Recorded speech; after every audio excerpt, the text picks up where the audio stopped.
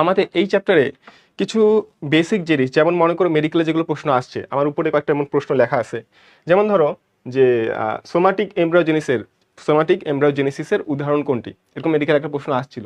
তো সেখানে আমাদের উত্তর হবে যে গাজর আর হচ্ছে আলফা আলফা। এটা হচ্ছে মেডিকেল একটা প্রশ্ন ছিল, তো তোমরা অলরেডি একটা জানলা।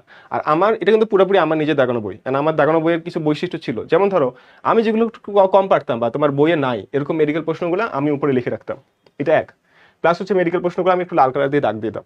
আর দেখুন এখানে একটা খুব ইম্পর্টেন্ট প্রশ্ন, যে নতুন বৈশিষ্ট্য সৃষ্টি হয় কিসের মাধ্যমে বলতো?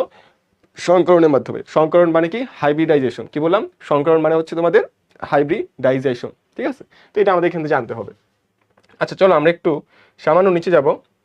এখানে আমাদের এই চ্যাপ্টারে প্রথম দিকে দেখবা কয়েকটা জিনিস লেখা আছে, যেমন আমাদের যেহেতু আমরা প্রজনন পড়তেছি, উদ্ভিদ প্রজনন, এটাকে আমরা কি বলতে পারি? এটা একটা অবশ্যই আমাদের একটা কি বলবো, আমাদের একটা সাবজেক্টের নাম আছে আলাদা করে, সেটা হচ্ছে উদ্ভিদ ভ্রূণ বিজ্ঞান অথবা প্ল্যান্ট এমব্রায়োলজি। এটা একটা আলাদা আমাদের পার্ট বলতে পারো। তাহলে আমাদের যেখানে উদ্ভিদ প্রজনন নিয়ে আলোচনা করা হবে সেটাকে কি বলা হচ্ছে বলতো? Plant embryology. খুবই সিম্পল একটা বিষয়। এমব্রায়ো মানে আমি জানি ভ্রূণ, তো এটা করেন কিছু না, এমব্রায়ো মানে হচ্ছে ভ্রূণ। এখন কথা হচ্ছে যে আমাদের মূলত প্রজনন হয়ে থাকে উদ্ভিদের ক্ষেত্রে দুই ভাবে। কতভাবে বলতো? দুই ভাবে। একটা হচ্ছে তোমাদের যৌন জনন, আরেকটা হচ্ছে তোমাদের অযৌন জনন। কি বললাম? একটা হচ্ছে তোমাদের যৌন জনন, আরেকটা হচ্ছে তোমাদের অযৌন জনন। এখন কথা হচ্ছে যৌন জননের ক্ষেত্রে আমরা মেনলি এখানে যৌন অযৌন দুইটাই পড়বো। প্রথম দিকে আমাদের এখানে যৌন জনন আলোচনা করা হবে, তবে সেকেন্ড পার্টে হচ্ছে আমাদের অযৌন জনন। এখন দেখো আমরা একটু দাগানো লাইনের দিকে ফোকাস দিই। আমার বইয়ে কিন্তু আমি আগেও বলছি যে এখানে যেগুলো মেডিকেলে আসছে সেগুলো কিন্তু আমি লাল কালি দিয়ে অবশ্যই মার্ক করে রাখছি। যেমন ধরো যে উদ্ভিদের ক্ষেত্রে বংশ বিস্তারের জন্য বিশেষভাবে রূপান্তরিত বিটপ কি? বিটপ হচ্ছে তোমাদের মনে করো একটা, এটা হচ্ছে আমাদের প্লেন বা আমাদের মাটি, ভূমি বলতে পারি, সেখানে হচ্ছে মূল থাকে। এর মূলের উপরে যেই পার্টটা থাকে আমাদের গাছের ক্ষেত্রে সেটাকে আমরা বলছি বিটপ। এখন রূপান্তরিত বিটপ হচ্ছে ফুল। এইটাকে আমাদের মেডিকেলে আসছিল যে ফুল হচ্ছে এক ধরনের রূপান্তরিত বিটপ, এবং এটা হচ্ছে উদ্ভিদের ক্ষেত্রে বংশ বিস্তারের মেইন যেই বলতে পারি যে মেইন যে জিনিসটা, সেটা হচ্ছে তোমাদের ফুল, ঠিক আছে? তো এখান থেকে এটুকু আমাদের জানতে হবে। কথা হচ্ছে আবৃতবীজী উদ্ভিদের ক্ষেত্রে যৌনজন কি ধরনের বলতো? উগ্যামাস ধরনের। কি ধরনের? উগ্যামাস। এখন উগ্যামাসটা একটু বুঝাই বলি। এটা হচ্ছে উগ্যামাস। কি বললাম? উগ্যামাস হচ্ছে মানে হচ্ছে তোমাদের কি বললাম? ডিম্বাণু। মানে হচ্ছে ডিম্বাণু, আর গ্যামাস মানে হচ্ছে গ্যামেট। তাহলে এটা মনে রাখবা খালি। এটা হচ্ছে আমাদের কি বলতো আবৃতবীজী। আবৃতবীজী কারা? যাদের বীজের একটা আবরণ থাকবে। আর আমরা কিন্তু নগ্নবীজী আবৃতবীজী পড়ে আসছি, তো আমরা মোটামুটি একটু ধারণা আছে। যেমন আমাদের পোয়াশি পড়ছি না, যেটা আমাদের ধান, সেটা হচ্ছে নগ্নবীজী। তারপর হচ্ছে মালবীজী, সেটা হচ্ছে আমাদের আবৃতবীজী। তো এখান থেকে আমরা এটা জানি, ঠিক আছে? তো আমাদের এখান থেকে নতুন কিছু নাই, জাস্ট এখান থেকে জানবা যে আমাদের যেই বললাম না যে আমাদের একটা পুংস্তবক থাকে, একটা স্ত্রীস্তবক থাকে। তো পুংস্তবকটা হচ্ছে তোমাদের এরকম পরাগধানী। কি বললাম? পরাগধানী। আর আমাদের যে স্ত্রীস্তবক সেটা হচ্ছে আমাদের কি বলতো? আমাদের ক্ষেত্রে স্ত্রীস্তবকটা হবে আমাদের ওই যে একটু পরে আমরা দেখতেছি। এখন কথা হচ্ছে তৃতীয় স্তবকটা হচ্ছে আমাদের পুংস্তবক। কি বললাম? তৃতীয় স্তবকটা হচ্ছে আমাদের পুংস্তবক। এরকম কয়টা স্তবক আছে? 5টা স্তবক আছে। তো আমরা এখান থেকে জানবো যে তৃতীয় স্তবকটা হচ্ছে আমাদের পুংস্তবক, ঠিক আছে? এন্ড এখানে আমাদের পরাগধানীর মধ্যে দেখবা যে একটা পুংদণ্ড আছে, এবং আমরা কি পাবো বলতো? পরাগধানী পাবো। পরাগধানী দুইটা মাঝখানে কি থাকে বলতো? যোজনী থাকে। একটু পরে তোমার চিত্র দেখাচ্ছি। এখনই এত বেশি তোমাদের হাইপার হওয়ার দরকার নেই যে ভাই এগুলো বুঝতেছি না। একটু পরে চিত্র দেখার পরে ইনশাআল্লাহ তুমি বুঝতে পারবা। একটু পরে চিত্র আসছে, দেখো যে আমরা জানি যে পরাগধানীর মাধ্যমে কি বলতো? হ্যাপ্লয়েড উদ্ভিদ তৈরি করা যায়। একটু পরে দেখাবো, লাস্টে যে দেখাবো যে এখানে হ্যাপ্লয়েড উদ্ভিদ কিভাবে আমরা পরাগধানী থেকে সৃষ্টি করি। তার মানে একটা হচ্ছে পরাগধানী, একটা হচ্ছে তোমাদের পুংদণ্ড, আর এটাকে মিলে কি হচ্ছে আমাদের? এটা হচ্ছে আমাদের এক কথায় যেটা বলতে পারি যে পুংস্তবক কি দিয়ে তৈরি বলতো? পরাগধানী, এবং উপরে নিচের দিকে থাকবে পুংদণ্ড থাকবে। তো এটা সিম্পল কথা, আস্তে আস্তে একটু আগাই। আমাদের এগুলো কিন্তু মানে একটা কথা এখানে দেখো লেখা আছে যে মুখ্য মানে কি? আমাদের যে মুখ্য জনন, মুখ্যটা কোনটা হচ্ছে? যৌন হচ্ছে আমাদের মুখ্য, আর অযৌন হচ্ছে মুখ্য না। তার মানে মাঝে মধ্যে অযৌন হতে পারে, বাট মেজরিটি কেসে আমাদের যৌন জননই হবে। তো এখান থেকে আমাদের এটা জানলাম। আচ্ছা এখন দেখো আমরা একটু সামান্য নিচে যাই। এখানে আমরা দেখতে পারবো কি এখানে অনেক কিছু লিখছি, বাট আমার দেখানো বৈশিষ্ট্য কি? আমি অনেক চ্যাপ্টার রিলেট করে পড়তাম। মনে করে এই চ্যাপ্টার পড়তেছি, অন্য চ্যাপ্টারে অনেক কিছুর সাথে রিলেট করে পড়তাম, তখন আমার পড়াটা আরো বেশি এফেক্টিভ হইতো। এখন দেখো যে আমাদের যে পরাগধানী বললাম, বা এটাকে অ্যান্থার বলে। কি বললাম? অ্যান্থার বলে। অনেকটা চারকোনা এখন বিশিষ্ট কি? এটা হচ্ছে ঘন সাইটোপ্লাজম। খুবই ইম্পর্টেন্ট ভাই, এটা হচ্ছে ঘন সাইটোপ্লাজম। এন্ড এটার হচ্ছে নিউক্লিয়াসটা অনেক বড় হবে। কি বললাম? নিউক্লিয়াসটা হচ্ছে বড় হবে, ঠিক আছে? নিউক্লিয়াসটা হচ্ছে তোমাদের বড় হবে। এখন নিউক্লিয়াস বড় হতে লাভ কি হলো? মনে করো পরাগধানী তো অবশ্যই তোমার বিভাজিত হয়ে তোমার একসময় কি তৈরি করবে? পরাগরেণু তৈরি করবে। তাহলে যে জিনিসটা অনেক বড়, সাইটোপ্লাজম অনেক ঘন, নিউক্লিয়াস অনেক বড়, তাহলে বিভাজিত হওয়ার পরে নিউক্লিয়াসটা কি হয়ে যাবে? ছোট হয়ে যাবে। তাহলে যাতে নিউক্লিয়াসটা ছোট হয়ে খুব বেশি ক্ষুদ্রাকার না হয়, সেজন্য নিউক্লিয়াসটা হচ্ছে বড় হবে। বুঝতে পারছো? এখন এই যে দেখো এই সাইটোপ্লাজম বললাম না চারকোনা, চারদিকে 4টা কোষ থাকে। কি বললাম? এই দেখো এখানে চিত্র দেওয়া আছে তোমাদের। চারদিকে চারটা কোষ থাকে, এই চারটা কোষকে বলা হচ্ছে তোমাদের আর্কিস্পোরিয়াল কোষ। দেখো চারদিকে চারটা কোষ আছে না, এটাকে বলা হচ্ছে আর্কিস্পোরিয়াল কোষ। এখন এখান থেকে আমাদের চিত্র দেখে কি লাভ হলো, যে আমরা একটু বুঝতে পারলাম। আর মেইনলি হচ্ছে বায়োলজিতে আমাদের সবকিছু হচ্ছে চিত্র বেস, তাই না? তবে মেডিকেল এডুকেশন ক্লাসে চিত্র থেকে তোমাদের হচ্ছে দাগানো বইটা বেশি ফোকাস দিতে হবে। চিত্রগুলো অবশ্যই পড়বা, বাট এখানে তোমাদের তো রিটেন, মানে এখন এইচএসসি জন্য রিটেন পড়বা, বাট যখন মেইন তুমি এডমিশনে যাচ্ছ তখন কিন্তু চিত্র মোটামুটি যদি কনসেপ্ট থাকে তাহলে চিত্র দেখার দরকার নেই, সরাসরি তুমি দাগানো লাইনগুলো পড়ে ফেলবা। সাইটোপ্লাজম, বড় নিউক্লিয়াস বুঝলাম, আর্কিস্পোরিয়াল কোষ অবশ্যই। দেখো চারটা কোষ বললাম না, চারদিকে চারটা কোষ থাকে, এগুলো কি হলো আর্কিস্পোরিয়াল কোষ বলা হলো। এবং পরিধির দিকে দেয়াল কোষ তৈরি করে। এখানে একটা খুবই ইম্পর্টেন্ট এমসিকিউ হচ্ছে, দেয়াল কোষ কয় স্তর বিশিষ্ট বলো তো? আমাদের এই দেয়াল কোষগুলো 3 থেকে 5 স্তর বিশিষ্ট হয়ে থাকে। তার মানে এটা যদি সিম্পলি বলি যে তোমাদের এখানে চারদিকে চারটা কোষ, এবং এই চারটা কোষের এদিকে কি বলা হচ্ছে বলতো? আর্কিস্পোরিয়াল কোষ বলা হচ্ছে। আর্কিস্পোরিয়াল কোষের দেয়ালের দিকে মনে করো এই যে পরিধির দিকে, এখানে তোমাদের 3টা স্তর পাওয়া যায়, 3 থেকে 5টা স্তর পাওয়া যায়। এন্ড সবচেয়ে ভিতরের স্তর, এই যে 3টা থেকে 5টা স্তর, এর মধ্যে সবচেয়ে ভিতরের স্তর হচ্ছে তোমাদের ট্যাপেটাম। এবং এই ট্যাপেটাম কেন ইম্পর্টেন্ট একটু করে বলবো, যে এটা হচ্ছে আমাদের বিগলিত হয়ে পুষ্টি প্রদান করে। খুবই ইম্পর্টেন্ট এমসিকিউ হয়ে, আমি যে প্রত্যেকটা কথা বলতেছি প্রত্যেকটাই হচ্ছে একটা এমসিকিউ। তাহলে আমরা এখান থেকে বুঝতে পারছি, তোমরা মাঝে মধ্যে একটু রেসপন্স করো যে ভাই ওকে বুঝতে পারছি, একটু সামান্য ওকে লিখে দিলে বা একটু যদি তোমরা রিয়াক্ট দাও, তাহলে আমি বুঝতে পারবো যে তোমরা বুঝতে পারছো। ঠিক আছে, এটা খুবই হেল্পফুল হয়। যখন কেউ ক্লাস নেয় তখন সামনাসামনি তুমি বিষয়টা হচ্ছে কি, তাকে তুমি যদি একটু একটু অ্যাসেস করো তাহলে তুমি বুঝতে পারবা যে বুঝা যাচ্ছে, বা তখন আমি একটু আগাইতে পারবো। এটা তোমাদের জন্য ক্লাসের জন্য সুবিধা। আর এই দেখো যেটা বললাম আর্কিস্পোরিয়াল কোষ চারদিকে চারটা, এটা কিন্তু 2N, এটা কিন্তু ডিপ্লয়েড। এটা থেকে কি হবে, তোমার দেয়াল কোষ, পরিধির দিকে দেয়াল কোষ হবে। এন্ড তারপর হচ্ছে একটা প্রাথমিক জননকোষ হবে, এটা কিন্তু প্রাথমিক। ঠিক আছে, এটা হচ্ছে 2N। এখন দেখো 2N থেকে 2N হলো পরাগ মাতৃকোষ, এরপরে মায়োসিসের মাধ্যমে পরাগ রেণু তৈরি করবে। তাহলে দেখো প্রথমে কি ছিল আমাদের, এখানে একটা চার কোণা বিশিষ্ট একটা পরাগধানী, এখানে চারদিকে চারটা কোষ আর্কিস্পোরিয়াল কোষ, দেয়ালের দিকে 3 থেকে 5 স্তর বিশিষ্ট তোমাদের প্রাচীর পাওয়া যাবে। এবং এই প্রাচীরের সবচেয়ে ভিতরের স্তরকে বলা হচ্ছে ট্যাপেটাম। ঠিক আছে, ট্যাপেটাম। এবং এই আর্কিস্পোরিয়াল কোষটা ভাগ হয়ে একটা দেয়াল কোষ তৈরি করলো, যেটা জানি ভিতরের দিকে প্রাথমিক জনন কোষ, যেটা হয়ে কি যাবে বলতো? পরাগ মাতৃকোষ। আমরা কিন্তু জানি যে মাতৃকোষে এটা কি বলতো, আমাদের হচ্ছে মাতৃকোষে সব সময় তুমি মনে রাখবা যে মায়োসিস হয় সব সময় তোমাদের মাতৃকোষে। কি বললাম? মাতৃকোষে। এন্ড এখানে একটা খুবই ইম্পর্টেন্ট কনসেপ্ট হচ্ছে যে তোমাদের মিওসিস বলি বা মায়োসিস বলি, মাইটোসিস হচ্ছে তোমাদের কি হবে বলতো? তোমাদের দেহকোষে হবে, সোমাটিক সেলে হবে। আর যদি বলি যে না মায়োসিস হবে কোথায় বলতো? আমাদের মাতৃকোষে হবে, সেটা পরাগ মাতৃকোষ হতে পারে, আবার তুমি যে ডিম্বাণুর ক্ষেত্রে ওটা আলাদা হতে পারে। তাহলে এই পরাগ মাতৃকোষ কি হয় বলতো? মায়োসিসের মাধ্যমে পরাগ রেণু তৈরি করবে চারটা, খুবই ইম্পর্টেন্ট। কিন্তু কথা হচ্ছে যে আমাদের কিন্তু এখানে চারটে কিন্তু কার্যক্ষম, কি বললাম? চারটে হচ্ছে কার্যক্ষম, এবং এটা হচ্ছে এন, একটু খেয়াল রাখি, এটা হচ্ছে এন, তাই না? এটা হচ্ছে আমাদের এন হবে।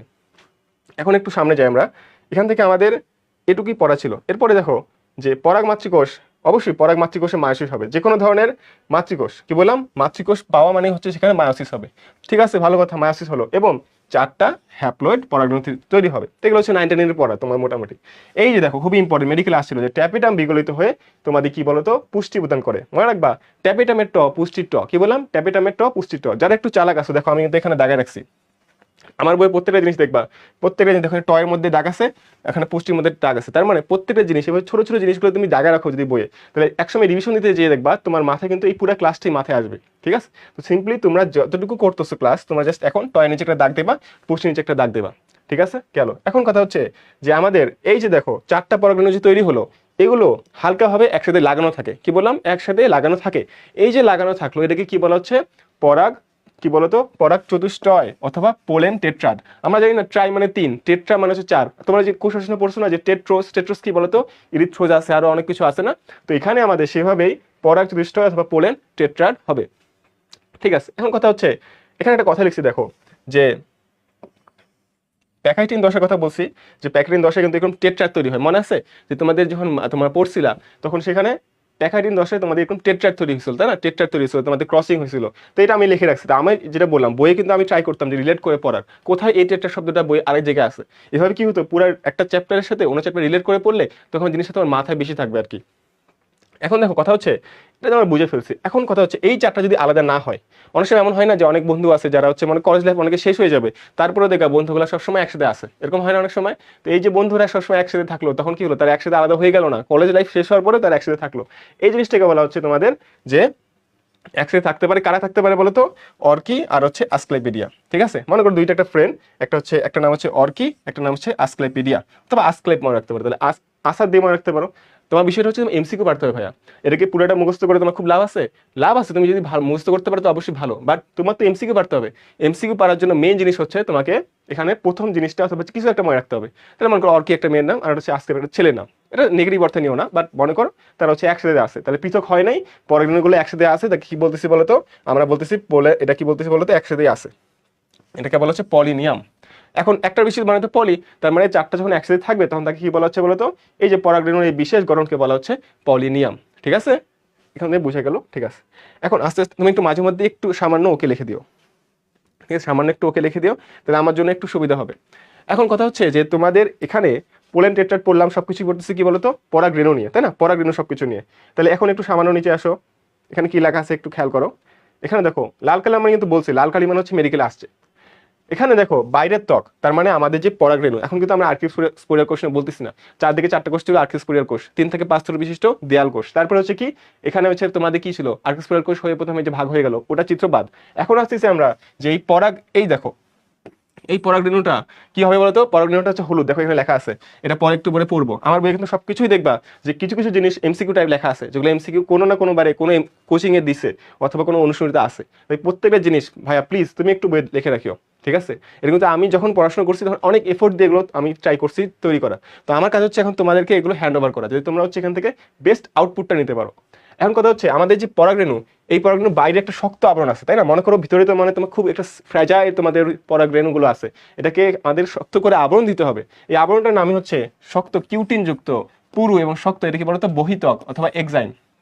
মনে করো এক্সটার্নাল, তাই না? এক্সটার্নাল মানে কি? বাইরে। এক্সটার্নাল মানে কি? বাইরে। তার মানে এক্সটার্নাল মানে হচ্ছে এক্সাইন, তার মানে বাইরের স্তর, তাই না?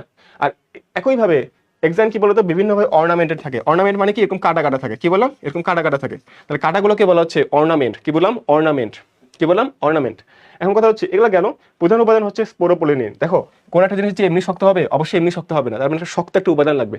এই শক্ত উপাদানটাই হচ্ছে তোমাদের স্পোরোপোলিনিন। কি বললাম? স্পোরোপোলিনিন। স্পোর মানে কি জানো? স্পোর মানে হচ্ছে তোমাদের এক কথায় রেণু বোঝাচ্ছে, এক কথায় স্পোরের বাংলা অর্থ হচ্ছে রেণু। তাহলে পরাগরেণু স্পোরোপোলিনিন, লিন থাকে এখানে, ঠিক আছে? যেমন লিগলিনের মতো শক্ত কিছু, লিগলিন পড়ো নাই তোমার শক্ত, সেরকম স্পোরোপোলিনিন। এটা হচ্ছে এমসিকিউ, খুবই ইম্পর্টেন্ট। দেখো এখানে স্টার দেওয়া আছে, এখানে আসলে খুবই ইম্পর্টেন্ট, খুবই ইম্পর্টেন্ট ভাইয়া। আর ভিতরে মানে কি? ভিতরে হচ্ছে ইনটাইন, ইন্টারনাল, ইনটাইন বলা হচ্ছে। ভিতরের স্তরকে কি বলা হচ্ছে বলতো? একটু পরে দেখবো যে ইনটাইন, ঠিক আছে? ইনটাইন বলা হচ্ছে। এখানে দেখো যে এই যে তোমাদের বাইরে যে স্তর, ভিতরে যে স্তরটা আসে সেটা হচ্ছে বেশ পাতলা, ভিতরটা খুবই পাতলা। বাইরে তো শক্ত হবে, তাই না? যারা হচ্ছে বাইরে থেকে খুব দেখায় যে আমি খুব শক্ত, খুবই স্ট্রং, তারা দেখবা ভিতর থেকে খুবই বেশি নরম হয়, একদম খুবই সফট হয়। তো এরকম দেখবা এর ক্ষেত্রেও ভিতরে একটা সেলুলোজ নির্মিত একটা খুবই পাতলা স্তর আছে, যেটাকে ইন্টারনাল অথবা ইনটাইন বলে। অন্ততক এক্সটার্নাল, এক্সটাইন, ইন্টারনাল, ইনটাইন, ঠিক আছে? এখন এই এক্সটাইন স্থানে স্থানে অত্যন্ত অত্যন্ত পাতলা থাকে এবং ছিদ্র থাকে। এই ছিদ্র কি বলা হচ্ছে বলতো? পোর বলা হচ্ছে। কি বলে? পোর বলা হচ্ছে, অথবা ছিদ্র, অথবা রেণু রন্ধ্র, অথবা জার্ম পোর। দেখো পোর মানে ছিদ্র, রন্ধ্র মানে ছিদ্র, ছিদ্র তার মানে রেণু, ছিদ্র, জার্ম পোর। এগুলো এখন দেখো খুব ইম্পর্টেন্ট, এখানে কিন্তু 20 থেকে, এখানে একটু পরে দেখবে একটা সংখ্যা দেওয়া আছে যে 20টার মতো আমাদের এরকম জার্ম পোর থাকে। এখন কথা হচ্ছে যে একটি, আর এখানে একটা খুবই ইম্পর্টেন্ট এমসিকিউ দেওয়া তোমাদের কোষ শ্বসন থেকে। কোষ শ্বসন চ্যাপ্টার কিন্তু খুবই ইম্পর্টেন্ট। কেন? কারণ এখান থেকে তোমাদের অনেক এমসিকিউ আসে, কোষ শ্বসনটা তুমি কোনোবারই মিস দিতে পারবে না। এখান থেকে একটা খুবই ইম্পর্টেন্ট এমসিকিউ হচ্ছে যে সেলুলোজের পরিমাণ সবচেয়ে বেশি। তার মানে আমাদের যে কার্বোহাইড্রেট আমরা কিন্তু পড়ছি, পলিস্যাকারাইডের মধ্যে সেলুলোজ আছে, আর অনেক কিছু আছে, তো সেখানে সবচেয়ে ইম্পর্টেন্ট হচ্ছে সেলুলোজ। কেন? এটা হচ্ছে আমাদের সবচেয়ে বেশি পাওয়া যায়, সবচেয়ে বেশি পাওয়া যায়। আচ্ছা এখন কথা হচ্ছে একটু আমরা সামনে আগাই, এখান থেকে আমাদের মোটামুটি পড়া হয়ে গেছে। এরপরে দেখো এখানে একটা খুব ইম্পর্টেন্ট জিনিস লেখা আছে যে রেণু হচ্ছে প্রথম কোষ। একটু পরে দেখাচ্ছি। আমার বইয়ে আমি কিন্তু সবকিছুই এমন করে লিখে রাখতাম যাতে রিভিশন দেওয়ার সময় খুব সহজে চোখে পড়ে। এই চোখে পড়ার বিষয়টা তুমি দেখবা, তুমি যদি বইয়ে তোমার আনতে পারো তাহলে তোমার জন্য খুবই সহজ হবে। এখন কথা হচ্ছে যে আমাদের এখানে দেখো জার্মপোর করা থাকে 20টার মতো, যেটা বললাম জার্মপোর হচ্ছে 20টার মতো থাকে। এখন তুমি কিভাবে মনে রাখবা যে ভাই 20টা তো হয়তো ভুলে যেতে পারি, তাই না? ভুলে যেতে পারি। তাহলে জার্মপোর মনে রাখবা যে জার্ম মানে হচ্ছে, জার্ম থেকে মানুষ যদি পেটে যায় তাহলে কি হবে? সেটা হচ্ছে 20-এর মতো কাজ করবে। কি বললাম? জার্ম যদি কারো পেটে যায় তাহলে তার হচ্ছে 20-এর মতো কাজ করবে। তাহলে জার্মপোর 20, ঠিক আছে? জার্মপোর 20। তাহলে এখান থেকে আলহামদুলিল্লাহ আমাদের এটা মনে থাকবে। এখন কথা হচ্ছে পরাগরেণু হচ্ছে পুং গ্যামেটোফাইটের প্রথম কোষ, যেটা বললাম। রেণু থাকা মানে প্রথম কোষ। কি বললাম? রেণু থাকা মানে হচ্ছে প্রথম কোষ। রেণু হচ্ছে প্রথম কোষ। মনে করো একটা রেণু, একটা মেয়ে, সে হচ্ছে সবসময় ফার্স্ট হয়। এখন এই এমসিকিউটা তুমি এখন দেখতেছো, একটু পরে আবার দেখাবো যখন তুমি ওই যে ডিম্বাণুর ক্ষেত্রে পড়াবো, তখন দেখবা সেখানেও কিন্তু যেই রেণুটা পাবো সেটা হচ্ছে প্রথম কোষ। তাহলে পুং গ্যামেটোফাইটের প্রথম কোষ। পুং গ্যামেটোফাইট কি? এটার আবার অনেকগুলো অংশ আছে, সেগুলো একটু পরে দেখাচ্ছি। সেগুলো অবশ্যই তোমাদেরকে মুখস্থ রাখতে হবে। একটু চিত্রটা একটু সামান্য দেখা দিই। বাইরে শক্ত আবরণকে বলা হচ্ছে এক্সাইন, ভিতরের স্তরকে বলা হচ্ছে ইনটাইন। বাইরে যেটা শক্ত আবরণ সেটা হচ্ছে এক্সাইন। এখন দেখো এখানে তোমাদের যে নিউক্লিয়াসটা ছিল প্রথমে, সেটা হবে দুইটা ভাগ হয়ে যাবে। একটা হবে তোমাদের জনন নিউক্লিয়াস, একটা হবে তোমাদের নালিকা নিউক্লিয়াস। নালিকা নিউক্লিয়াস কি তৈরি করবে বলতো? নালিকা নিউক্লিয়াস নামের মধ্যেই আছে, নতে নালিকা নতে হচ্ছে নালী তৈরি করবে। এই নালীটা কি হবে বলতো? এভাবে কোথায় যাবে? এভাবে গিয়ে ডিম্বাণুর যে মুখচ্ছিদ্র আছে, ডিম্বক রন্ধ্র আছে, সেদিক দিয়ে ঢুকবে। ঠিক আছে, তাহলে এই যে ঢুকলো, কে পথ দেখাচ্ছে বলতো? নালী নিউক্লিয়াসটাই তোমাকে পথ দেখাচ্ছে। আর এর বাইরে যেই জনন নিউক্লিয়াসটা ছিল, সে কি বলে? সে কি করে? সে বলে যে ভাই আমি তো একা, আমার আরেক সঙ্গী লাগবে। তখন সে হচ্ছে বিভাজিত হয়ে দুইটা, কি বললাম, দুইটা পুং গ্যামিট তৈরি করে। এবং মনে রাখবা যে এই পুং গ্যামিট কিন্তু অবশ্যই হ্যাপ্লয়েড। কি বললাম? পুং গ্যামিট কিন্তু অবশ্যই হ্যাপ্লয়েড, মানে শুক্রাণু অবশ্যই হ্যাপ্লয়েড ভাইয়া। তাহলে আমাদের হ্যাপ্লয়েড কোষ করা আছে বলতো? শুক্রাণু আর ডিম্বাণু। এই দুইটাই হচ্ছে আমাদের মানব দেহের সবচেয়ে, কি বলবো, ক্ষুদ্র কোষ তো আমরা জানি যে শুক্রাণু, এবং এটা হচ্ছে আমাদের হ্যাপ্লয়েড হবে। ঠিক আছে, খুবই সিম্পল। আচ্ছা, এখন দেখো নালিকা নিউক্লিয়াস যাবে অবশ্যই, এটা আমরা জানি। এরপরে একটু সামান্য নিচে আসলে আমরা এখানে দেখতে পারবো যে এখানে মেডিকেল একটা প্রশ্ন আসছিল যে কোন ছিদ্র দিয়ে তোমাদের জার্মপোর, মানে কোন ছিদ্র দিয়ে দেখা যায় কি নালীটা বৃদ্ধি পায়। তোমাদের যে নালীটা বের হলো না এক্সাইন ইনটাইন ভেদ করে, সেটা কোন দিক দিয়ে বের হবে? অবশ্যই সেই জার্মপোর দিয়ে বের হবে। এই যে ছিদ্রগুলো আছে দেখো, এত শক্ত আবরণ, এই শক্ত আবরণ দিয়ে কি যে কেউ বের হতে পারবে? অবশ্যই পারবে না। তার মানে কি হতে হবে? এই ছিদ্র দিয়ে অবশ্যই তাকে বের হতে হবে। তো সিম্পল কথা যে এই ছিদ্র দিয়ে জার্মপোর দিয়ে কি হবে? নালিকাটা আকারে নিচে বের হবে, বের হয়েছে তোমার কি করবে? ডিম্বরন্ধ্র দিয়ে বের হয়ে মানে ঢুকে গিয়ে তোমার হচ্ছে ফার্টিলাইজেশন বা নিষিক্তকরণ করবে।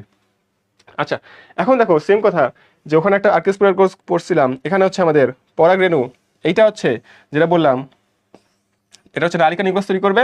আর হচ্ছে কি করবে তোমার বলতো?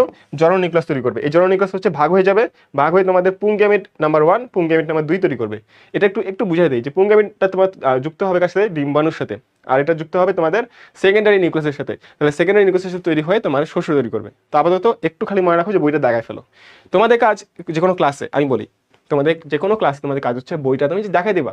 ভাই আমি বলি আমি কিন্তু খুব কম বুঝতাম, যে কোনো ক্লাসে এমন হতো যে আমি বুঝতাম, ঠিক আছে, কম বুঝতাম না, ভালো বুঝতাম, কিন্তু আমি এমন হতো না যে আমি বুঝি নাই কিন্তু আমি বইটা দাগাই নাই। আমি হয়তো বুঝছি কোনো জিনিস, এমন কিছু যেটা আমি হয়তো একটু বুঝছি কম, কিন্তু আমি কিন্তু বইটা দাগাই ফেলতাম আগেই। বইটা তুমি যদি একবার দাগাই ফেলো তাহলে তোমাদের অর্ধেক কাজ কিন্তু হয়ে যাবে। কারণ মানুষের ব্রেনটা হচ্ছে এমন যে প্রথমবার যখন কিছু একটা দেখে তখন মাথায় সেটা প্রসেস করতে একটু সময় লাগে। আর সবকিছু আমাদের সাবকনসিয়াস মাইন্ডে সবসময় থাকে। এই জন্য তুমি যখন একটা ক্লাস করে দাগায় ফেলবা, পরবর্তী যখন বইটা খুলবা তখন কিন্তু তোমার কাছে জিনিসটা আরো সহজ লাগবে। বুঝো নাই? তোমরা যখন অলরেডি কিন্তু তোমরা শেষ করে ফেলছো, যারা রেকর্ডেড ক্লাস করবা তারা কিন্তু জানোই যে কোনগুলো হচ্ছে একটু মোটামুটি ইম্পর্টেন্ট, আগে কিছু কমন পড়েও যাবে যেগুলো আগে পড়ছো। বাট এখানে তোমার কাজ হচ্ছে মেডিকেল যেগুলো প্রশ্ন আসছে, যেগুলো আমি বলবো 100% ইম্পর্টেন্ট, সেগুলো অবশ্যই দাগা রাখবো ভাইয়া। এর বাইরে তুমি যদি ক্লাসটা মোটামুটি শুয়ে করো তাহলে কোনো লাভ হবে না। আমি চাইছি তোমার যেন সবচেয়ে বেশি আউটপুট পেতে পারো এই ক্লাস থেকে। এখন কথা হচ্ছে যে তোমাদের এখানে যে এই পরাগ রেণু আছে না, পরাগ রেণু, নালিকা নিউক্লিয়াস, জনন নিউক্লিয়াস, তারপরে পরাগ নালী, পরাগ নালিকা যেটা হলো, তারপরে পুং গ্যামিট, মনে পড়ে? সবগুলো এখনো পড়াইলাম না? সবগুলো হচ্ছে তোমাদের পুং গ্যামেটোফাইটের অংশ। কি বললাম? পুং গ্যামেটোফাইটের অংশ। তাহলে তোমার প্রশ্ন হবে ভাইয়া যে নিচের কোনটি পুং গ্যামেটোফাইটের অংশ? প্রশ্ন আসবে যে নিচের কোনটি পুং গ্যামেটোফাইটের অংশ। তখন তোমাকে অবশ্যই লিখতে হবে যে পুং গ্যামেটোফাইটের অংশ কি বলতো? নালিকা নিউক্লিয়াস, তারপরে তোমাদের এই যে জনন নিউক্লিয়াস, নালিকা নিউক্লিয়াস, তারপরে হচ্ছে তোমাদের পরাগ রেণু, এটা হচ্ছে তোমাদের পুং গ্যামেটোফাইটের অংশ। পুং গ্যামেটোফাইট কি? এটা এখন তোমাদের খুব বেশি বুঝতে হবে না, তোমাকে বুঝতে হবে যে পুং গ্যামেটোফাইট হচ্ছে যেটা দিয়ে তুমি এক কথায় পুংস্তবকের যেগুলো জিনিস তোমার জননে সাহায্য করতেছে সেগুলো হচ্ছে তোমাদের পুং গ্যামেটোফাইট। এখানে প্রথম কোষ কি বললাম? পুং গ্যামেটোফাইটের প্রথম কোষ কোনটা? পরাগ রেণু। খুবই ইম্পর্টেন্ট ভাই, প্রথম কোষ কোনটা? প্রশ্ন আছে ভাই যে পুং গ্যামেটোফাইটের প্রথম কোষ কোনটা? তখন তুমি দেখবা পরাগ রেণু। রেণু মানেই হচ্ছে তোমাদের প্রথম কোষ। ঠিক আছে, দেখো এটা, এবং এটা কি বলতো? স্পোরোফাইটের উপর নির্ভরশীল। স্পোরোফাইট মানে কি? স্পোরোফাইট মানে মনে করো এক কথায় ডিপ্লয়েড। কি বললাম? স্পোরোফাইট মানে হচ্ছে এক কথায় ডিপ্লয়েড। তার মানে দেখো সবই কিন্তু এখানে দেখবা যে মেইনলি হচ্ছে হ্যাপ্লয়েড, মোটামুটি হ্যাপ্লয়েডের মতোই। তাহলে সে হ্যাপ্লয়েড হওয়া সত্ত্বেও তাকে কিন্তু অবশ্যই ডিপ্লয়েড অবস্থার উপরে ডিপেন্ডেন্ট হইতে হচ্ছে। এই জন্য আমরা এটাকে বলতেছি যে এটা হচ্ছে আমাদের স্পোরোফাইটের উপর নির্ভরশীল। ঠিক আছে, খুব ইম্পর্টেন্ট হ্যাঁ। ডিম্বকের পরিস্ফুটন। এখন কথা হচ্ছে ডিম্বকের ক্ষেত্রে এখানে একটা কথা লেখা আছে খুবই ইম্পর্টেন্ট আসলে, যে ডিম্বক হচ্ছে সৃষ্টি হয় গর্ভাশয়ের ভিতরে অমরা থেকে। এটা একটু হালকা মুখস্থ রাখা ট্রাই করো। এখান থেকে বোঝার মতো আসলে কি, একটু এখনো যেহেতু পড়ায় নেই জিনিসটা একটু বুঝতে অসুবিধা হবে। আমি একটু নিচে যাই, তাহলে তোমাদের জন্য বিষয়টা একটু সুবিধা হবে। এখন দেখো যে আমাদের বিষয়টা হচ্ছে, প্রথমে দেখো আমাদের সেম জিনিস আর্কিস্পোরিয়াল কোষ ছিল, সেটার বাইরের কোষগুলো 3 থেকে 5 স্তর বিশিষ্ট। এখানে অবশ্য দেওয়া নেই, এখানে এখানে ডিম্বকের ক্ষেত্রে এগুলো দেওয়া নেই। 3 থেকে 5 নাকি কিছু হবে, এটা দেওয়া নেই। বাট আমরা জানবো যে দেয়াল কোষ তৈরি করবে, সেটা হচ্ছে 2n। প্রাথমিক জনন কোষ থেকে হবে স্ত্রী মাতৃকোষ n। দেখো মায়োসিস কিন্তু অবশ্যই, দেখো বই আমার লেখাই আছে যে জনন মাতৃকোষে হবে। জনন মাতৃকোষ ভাইয়া, মাতৃকোষ তো অবশ্যই, বাট এখানে আরো স্পেসিফিক্যালি বললে জনন মাতৃকোষ। কি বললাম? জনন মাতৃকোষে অবশ্যই তোমাদের এটা হবে। এখন এই মায়োসিসের মাধ্যমে কি হবে? স্ত্রী রেণু হবে 4টা, বাট কার্যক্ষম হবে 1টা। এটা একটু মনে রাখার আমি তোমাকে বলি, অবশ্য মনে থাকে তোমাদের, বাট এটা নেগেটিভলি নিও না। বাট জিনিসটা তুমি দেখবা কি যে মেয়েদের বুদ্ধি একটু ছেলেদের থেকে কম হয়। মানুষ বলে যে মেয়েদের বুদ্ধি হচ্ছে হাঁটুতে, বাট আসলে সত্যটা হচ্ছে যে মেডিকেল আসলে মেয়েদের সংখ্যা বেশি। আমাদের ব্যাচমেট সহ যতগুলো ব্যাচ আছে ডিএমসির সবগুলোতে দেখবা মেয়েদের সংখ্যা অনেক বেশি, মানে মেয়েরা হচ্ছে মেডিকেলে বেশি চান্স পায়। তার মানে আসলে যারা মেয়েরা ক্লাস করতেছে তাদের জন্য একটু প্লাস পয়েন্ট, কারণ তারা হচ্ছে মেডিকেলে বেশি চান্স পাবা। আর ছেলেরা দেখা যায় কি সারাদিন হচ্ছে বাইরে থাকে বা ঘোরাফেরা বেশি করে বা পড়াশোনার ক্ষেত্রে টেবিলে বেশিক্ষণ থাকতে পারে না। মেডিকেলে জানো যারা হচ্ছে টেবিলে বেশিক্ষণ থাকতে পারে তাদের চান্সটা বেশি হয়। ঠিক আছে, এটা আমি দেখছি, আমি নিজেও আসলে এটা অনেকে বলে যে হয়তো মেয়েদের মতো সারাদিন টেবিলে বসে থাকা লাগবে, বাট বিষয়টা হচ্ছে অনেকক্ষণ ধরে পড়তে হয়, বুঝছো, কারণ পড়ার লোডটা অনেক বেশি।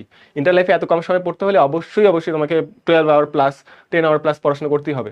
তো এটা আসলে একটা রুল অফ থাম বলা যায়। কথা হচ্ছে স্ত্রী রেণু 4টা হবে না, কি বললাম যে 1টা কার্যক্রম হবে। ঠিক আছে, এটা নেগলেক্ট নিও না, জাস্ট তোমাকে মনে রাখার জন্য। ঠিক আছে, ক্লাসে অনেক কিছু এমন হবে যেগুলো তোমার মনে রাখার ক্ষেত্রে একটু সুবিধা দিবে, বাট আলটিমেটলি আমাদের টার্গেট হচ্ছে পড়াটা কমপ্লিট করা। ঠিক আছে, আমরা সাইডে এদিক ওদিক দেখবো না। ডিপ্লয়েড স্ত্রী রেণুটা আমাদের অবশ্যই এখানে মাতৃকোষ যেটা আমাদের সেটা ডিপ্লয়েড হবে, অবশ্যই তো জানা কথা। ডিপ্লয়েড মায়োসিস প্রক্রিয়ায় 4টি হ্যাপ্লয়েড স্ত্রী রেণু তৈরি করে। এটা মেডিকেলে আসছিল যে ডিপ্লয়েড তোমাদের যে মাতৃকোষটা আছে এটা কি ধরনের বিভাজন হয়, এখানে মায়োসিস বিভাজন হয়। কি বললাম? মায়োসিস অথবা মিওসিস। এটা অনেক সময় তুমি দেখবা যে মাঝে মধ্যে এটা মিওসিস দেওয়া আছে, মাঝে মধ্যে এটা মায়োসিস দেওয়া আছে। তো এটা আসলে ভ্যারি করবে এক এক সময়, যে কোনো যদি অন্য কোনো বই থেকে প্রশ্ন করে তাহলে মিওসিস দিতে পারে, মায়োসিস দিতে পারে, তাই না? এখানে স্ত্রী রেণু দেওয়া আছে, স্ত্রী রেণু তৈরি করবে, হ্যাপ্লয়েড হবে অবশ্যই, এটা জানি। এখন কথা হচ্ছে যে এখানে কয়েকটা পার্ট আছে, এই চিত্রের মধ্যে এই পার্টগুলো দেওয়া আছে। একটু সামান্য আমি চিত্রটাকে একটু এখান থেকে পড়াই যে এটা হচ্ছে ডিম্বক মূল, এই জায়গাটা। এদিক দিয়ে একটা দেখো উঠতেছে, একটা জিনিসের মতো একটা উঠতেছে, এই যে একটা উঠতেছে, এটাকে আমরা বলতেছি যে আমাদের কি বলতো ডিম্বক নাড়ি। কি বলতেছি? ডিম্বক নাড়ি। আর এই যে একটা অংশ দেখো, এই যে একটা অংশ, এটাকে বলা হচ্ছে ডিম্বক নাভি। কি বললাম? ডিম্বক নাভি। ঠিক আছে, তারপরে দেখো এখানে একটা ত্বক আছে, একটা হচ্ছে অন্তত্বক, একটা হচ্ছে বহিত্বক, তাই না? এটাকে বলা হচ্ছে ডিম্বক ত্বক। কি বললাম? ডিম্বক ত্বক। তারপর আছে এখানে দেখো, এখানে 8টা কোষ আছে, 8টার মধ্যে এটা হচ্ছে আমাদের ডিম্বক যন্ত্র, বা এখানে ডিম্বাণু আছে, 2টা সহকারী কোষ আছে, এখানে সেকেন্ডারি নিউক্লিয়াস আছে। ঠিক আছে, আর এখানে আছে 3টা অ্যান্টিবোডাল সেল। কি বললাম? অ্যান্টিবোডাল সেল। আস্তে আস্তে আমরা দেখবো, বইয়ে জাস্ট একটু আমি দেখা দিচ্ছি যাতে তোমার পরে এখান থেকে আইডেন্টিফাই করতে সুবিধা হয়। আর এটা হচ্ছে আমাদের দেখো এগুলো যেগুলো দেখানো আছে এগুলো সবগুলো হচ্ছে ভ্রূণ পোষক টিস্যু বা নিউসেলাস টিস্যু, ভ্রূণ পোষক টিস্যু অথবা নিউসেলাস টিস্যু। আর এটা হচ্ছে আমাদের এখানে র্যাফি দেখানো আছে একটা। তো আমরা এখন এখন যখন পড়বো তখন আমরা বুঝতে পারবো যে ডিম্বক নাড়ি এটার বৈশিষ্ট্য কি বলতো। এটা থেকে দেখো একটা শিরার মতো একটা গঠন করে, এটাকে র্যাফি বলে। এই যে দেখো এখানে দেখো একটা সাপের মতো দেখা যাচ্ছে না, সাপের মতো লাগতেছে, তাহলে এইটাকে বলতে কি বলতো? এটাকে র্যাফি বলা হচ্ছে। এটা কি বলা হচ্ছে বলতো? এটাকে র্যাফি বলা হচ্ছে। আচ্ছা, এটা কি বলা হচ্ছে বলতো? এটাকে র্যাফি বলা হচ্ছে। আচ্ছা, তোমাদের কি এটা ক্লিয়ার আছে সবকিছু? তোমরা কি বুঝতেছো? একটু সামান্য একটু তোমাকে বলতে হবে যে ভাই বুঝছি, ওকে ঠিক আছে, তাই না? নাহলে ক্লাসে দেখা যাবে যে নর্মালি এটা তোমাকে রেকর্ডেড করবে, তো তোমাদের দায়িত্ব হচ্ছে যারা রেকর্ডেড করবে তারা যেন তাদের ক্ষেত্রে যেন কোনো সমস্যা না হয়। ঠিক আছে, তোমরা এখানে যেহেতু আছো তোমাদের জন্য একটু তোমরা কোঅপারেট করলে আমার জন্য একটু সুবিধা হয়। ঠিক আছে, এখন কথা হচ্ছে যে ভাইয়া আমাদের এখানে কি করলো? শিরার মতো র্যাফি গঠন করলো। ডিম্বক নাভি তোমাকে বলে ফেলছি, এরপর নিউসেলাস টিস্যু তোমাকে দেখাই দিয়েছি অলরেডি, নিউসেলাস টিস্যু। তাহলে এটা কিসের অংশ বলো তো? এগুলো সবই হচ্ছে ডিম্বকের গঠনের অংশ। তাহলে ভাই এখান থেকে এমসিকিউ কি আসবে? এখান থেকে এমসিকিউ আসবে যে নিচের কোনটি ডিম্বকের অংশ নয়, যে কোনটি ডিম্বকের অংশ নয়। তখন তোমাকে হয়তো এগুলো 4টার মধ্যে দিয়ে 3টা দেওয়া থাকবে এখানকার অংশ, একটা দেওয়া থাকবে এখান থেকে যেটা তোমাদের বাইরে। তার মানে তোমাকে অবশ্যই অবশ্যই বুঝতে হবে যে কোনটা হচ্ছে তোমাদের ডিম্বকের অংশ, তাই না? এটাকে বুঝতে হবে আর কি। কথা হচ্ছে যে ডিম্বক ত্বক তো জানি, একটা হচ্ছে অন্তত্বক, একটা বহিত্বক, 2 স্তর বিশিষ্ট। একটু মনে করে দিই তোমাকে, একটু রিলেট করে পড়াটা আমার খুবই ভালো লাগে। তোমার বলো তো দ্বিস্তরী যে কোনো একটা অঙ্গনের নাম বলো তো, যে কোনো একটা দ্বিস্তরী অঙ্গনের নাম বলো, সেটা যে কোনো কিছু হতে পারে। একটা দ্বিস্তরী অঙ্গনের নাম লিখবা, আর হচ্ছে একটা একস্তরী। তোমাদের ফার্স্ট চ্যাপ্টার পড়ছো না, তোমাদের একদম প্রথম চ্যাপ্টার যেটা কোষ এবং কোষের গঠন, সেখানে কিন্তু কিছু দ্বিস্তরী অঙ্গাণু ছিল, তাই না? জাস্ট একটা করে লিখলেই হয়ে যাবে। আর হচ্ছে তোমাদের ডিম্বক রন্ধ্র, এটা তো জানোই যে এখানে এই যে রন্ধ্র দেখতে পাচ্ছ এটাকে বলা হচ্ছে তোমাদের ডিম্বক রন্ধ্র, তাই না? এটাকে মাইক্রোপাইলো বলে। কি বললাম? মাইক্রোপাইলো বলা হয়। তাহলে এই যে এক্সট্রা নাম, এই এক্সট্রা নামগুলোকে পারতে হবে। কি বললাম? এই যে এক্সট্রা নামগুলো আছে এগুলোকে আমাদের পারতে হবে। ঠিক আছে, আচ্ছা এখন কথা হচ্ছে যে আচ্ছা ডিম্বক মূল ক্যালাজা, আমরা জানি এটা, এটা খুবই সোজা। ডিম্বক মূল হচ্ছে আমাদের কি বলতো? ক্যালাজা। ডিম্বক মূল কি বলতো? আমাদের ক্যালাজা। এটা হচ্ছে আমাদের এক্সট্রা নাম। ঠিক আছে, এক্সট্রা নাম হচ্ছে ক্যালাজা। কি বললাম? ক্যালাজা। এটা কিন্তু খুবই ইম্পর্টেন্ট। একটু পরে আমরা পড়বো ক্যালাজোগেমি। কি বললাম? একটু পরে আমরা পড়বো ক্যালাজোগেমি। ক্যালাজোগ্যামি। তাহলে ক্যালাজোগ্যামি হচ্ছে যখন তোমাদের ডিম্বক রন্ধ্র দিয়ে প্রবেশ না করে ক্যালাজা বা ডিম্বক মূল দিয়ে প্রবেশ করবে। এই যে আমাদের যে পরাগ নালিকা ছিল সেটা হচ্ছে আমাদের ডিম্বক মূল দিয়ে প্রবেশ করবে না, মাইক্রোপাইল দিয়ে প্রবেশ করবে না, কোথা দিয়ে প্রবেশ করবে? আমাদের ক্যালাজা বা তোমার ডিম্বক মূল দিয়ে প্রবেশ করবে, তখন হচ্ছে সেটা ক্যালাজোগ্যামি বলে। একটু পরে দেখতেছি, ঠিক আছে, একটু পরে আমরা দেখবো। আচ্ছা, এখান থেকে হয়ে গেছে। আচ্ছা, এখন দেখো আমরা একটু সামনে আগাবো। এখান থেকে আমাদের যেটা কথা হলো যে গর্ভযন্ত্র, তিনটা কোষ দেখালাম না? একটা ছিল ডিম্বাণু, একটা ছিল দুইটা সহকারী কোষ। এই যে এখানে মনে করো এখানে আমাদের কি ছিল বলতো, একটা দুইটা তিনটা ছিল নিউক্লিয়াস অবশ্যই। তাহলে এই যে মাঝখানে কোষ এটাকে ডিম্বাণু বলে। দুইটা সহকারী কোষ আছে না এখানে, এটা হচ্ছে তোমাদের সহকারী কোষ, এটা হচ্ছে তোমাদের সহকারী কোষ, এটা হচ্ছে তোমাদের সেই ডিম্বাণু।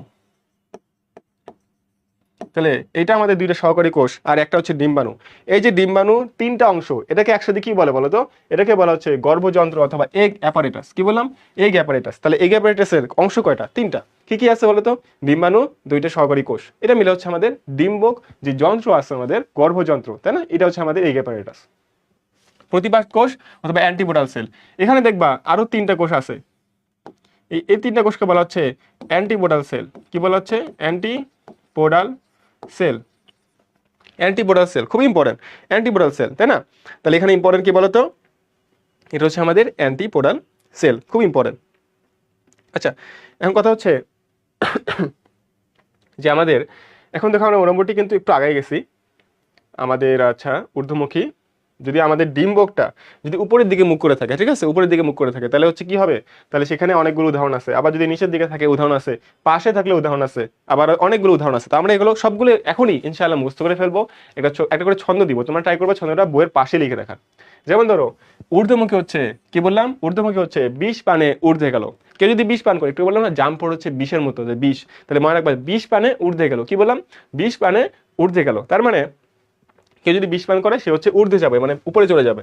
তাহলে 20 মানে হচ্ছে 20 কাটালির এখানে 20 পানে পানি মরিচ, 20 পানে ঊর্ধ্বে গেল, ঊর্ধ্বে মানে হচ্ছে ঊর্ধ্বমুখী, আর গেলতে হচ্ছে গোলমরিচ, ঠিক আছে?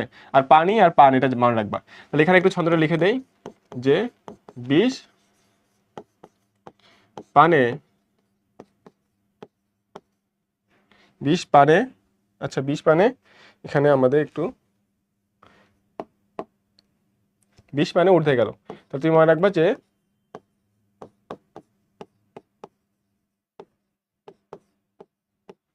আবার কি মনে রাখবো যে 20 পানে ঊর্ধ্বে গেল। তাহলে আমরা কি মনে রাখবো? 20 পানে ঊর্ধ্বে গেল। আমরা কি মনে রাখবো? 20 পানে ঊর্ধ্বে গেল। তাহলে 20 পান করলো, সে ঊর্ধ্বে গেল, শেষ। তাহলে এই ছন্দটা আগে এখান থেকে আমরা পারবো। এরপরে দেখো অধোমুখী বা নিম্নমুখী, এটা মনে রাখবো নিশিরেছো। কি বললাম? নিশিরেছো। তার মানে নিম্নমুখী হচ্ছে নতে নিম্নমুখী, শীত হচ্ছে শিম রেডি ছোলা। কি বললাম? আমার সাথে বলো। নিম্নমুখী হচ্ছে শিম রেডি ছোলা, শিম রেডি ছোলা, শিম রেডি ছোলা, নিশিরেছো, নিশিরেছো, ঠিক আছে? তাহলে শিম রেডি এবং ছোলা খুব ইম্পর্টেন্ট, ঠিক আছে? আচ্ছা, এখন কথা হচ্ছে যে আমাদের একটু এখানে অবশ্যই প্রথম চ্যাপ্টারে একটা কথা লেখা আছে যে ছোলা পাটে দেখা যায় ছোলা আর পাট এই দুটোতে দেখা যায় কি বলতো স্যাটেলাইট পাওয়া যায়। স্যাটেলাইট মনে আছে? আমাদের যে ক্রোমোজোম পড়ছি, এই ক্রোমোজোমে কিন্তু স্যাটেলাইট পাওয়া যায়। কি বললাম? ক্রোমোজোমে আমাদের স্যাটেলাইট পাওয়া যায়। তাহলে এই স্যাটেলাইটটা হচ্ছে এখানকার এই যে ছোলা পাটের মধ্যে আমাদের স্যাটেলাইট পাওয়া যায়, এটা আর কি বলা আছে। তাহলে এখান থেকে আগে সেখানে পারবো। এখন কথা হচ্ছে পার্শ্বমুখী হচ্ছে পাশে খুদি পানা পপি আফিম, অথবা মনে রাখতে পারো প প প। এটা আগে সিম্পল বেশি, তাই না? যে তিনটা প। কি বললাম? পার্শ্বমুখী হচ্ছে তিনটা প। তাহলে খুদিপানার প, পপির প, আর আফিমের মনে রাখবা যে আফিম হয়তো হবে কিছু একটা। তাহলে আফিম হচ্ছে পাশে খুদিপানা আফিম, তাই না? পাশে খুদিপানা অফিম, এবার মনে রাখতে পারো, ঠিক আছে? পার্শ্বমুখী হচ্ছে প দিয়ে মনে রাখবা, আর আফিমটা হচ্ছে পপির একটা আলাদা নাম। তাহলে তিনটা প, খুদিপানার প, পপি, ঠিক আছে?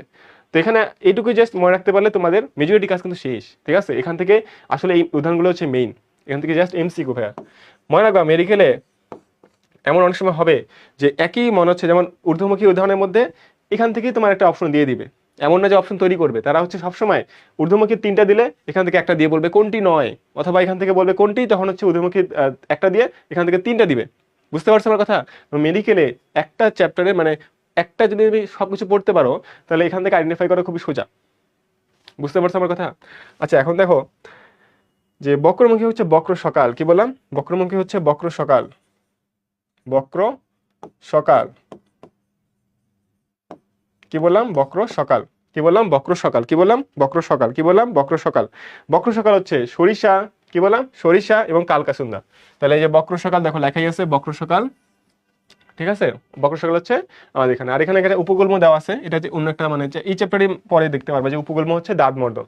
তো আমি এগুলো লিখে রাখছি, প্রত্যেকটা জিনিস হচ্ছে এমসিকিউ ভাইয়া। আমার কাছে মনে হতো যে প্রত্যেকটা বইয়ের যদি মানে বইয়ের মধ্যে এমসিকিউ গুলো লিখে রাখি, যদি এক্সট্রা করে আমার কিছু নোট তৈরি করতে হবে না। কি বললাম, নোট তৈরি করতে হবে না। মনে রাখবা, যখন আমাদের রিসোর্স কম হবে, কি বললাম, রিসোর্স যখন কম হবে তখন আমাদের জন্য কোনো একটা জিনিস ডাইজেস্ট করা খুব সোজা। একটা বই তোমাকে যদি দেই শেষ করতে, তুমি বলবা ঠিক আছে ভাই আমি হয়তো 3 মাসে শেষ করতে পারবো, বাট সেই জায়গায় যদি 3টা বই দেই, হয়তো সেম জিনিস, মনে করো মাজরা ম্যাডামের বই, আজমলের বই, এদিকে হয়তো তোমাদের আরেকজন পারভীন ম্যাডামের বই, 3টা বই দিলে তোমাকে কিন্তু কঠিন হয়ে যাবে। বা যদি একটা বইয়ের মধ্যে সবকিছু তোমাকে গুছাই দেয়, তাহলে সেটা বেটার না। এক্সট্রা ইনফো কিন্তু তাদেরই লাগে যারা হচ্ছে খুবই মানে সেরকম মেধাবী। বাট তোমরা 90%, 99% হচ্ছে অ্যাভারেজ। তোমরা অ্যাভারেজ স্টুডেন্ট হয়েও 99% মানুষ কি করো, বলো যে ভাই এক্সট্রা ইনফো লাগবে বা এক্সট্রা পড়বো কি না, হ্যান তেন এটা সেটা।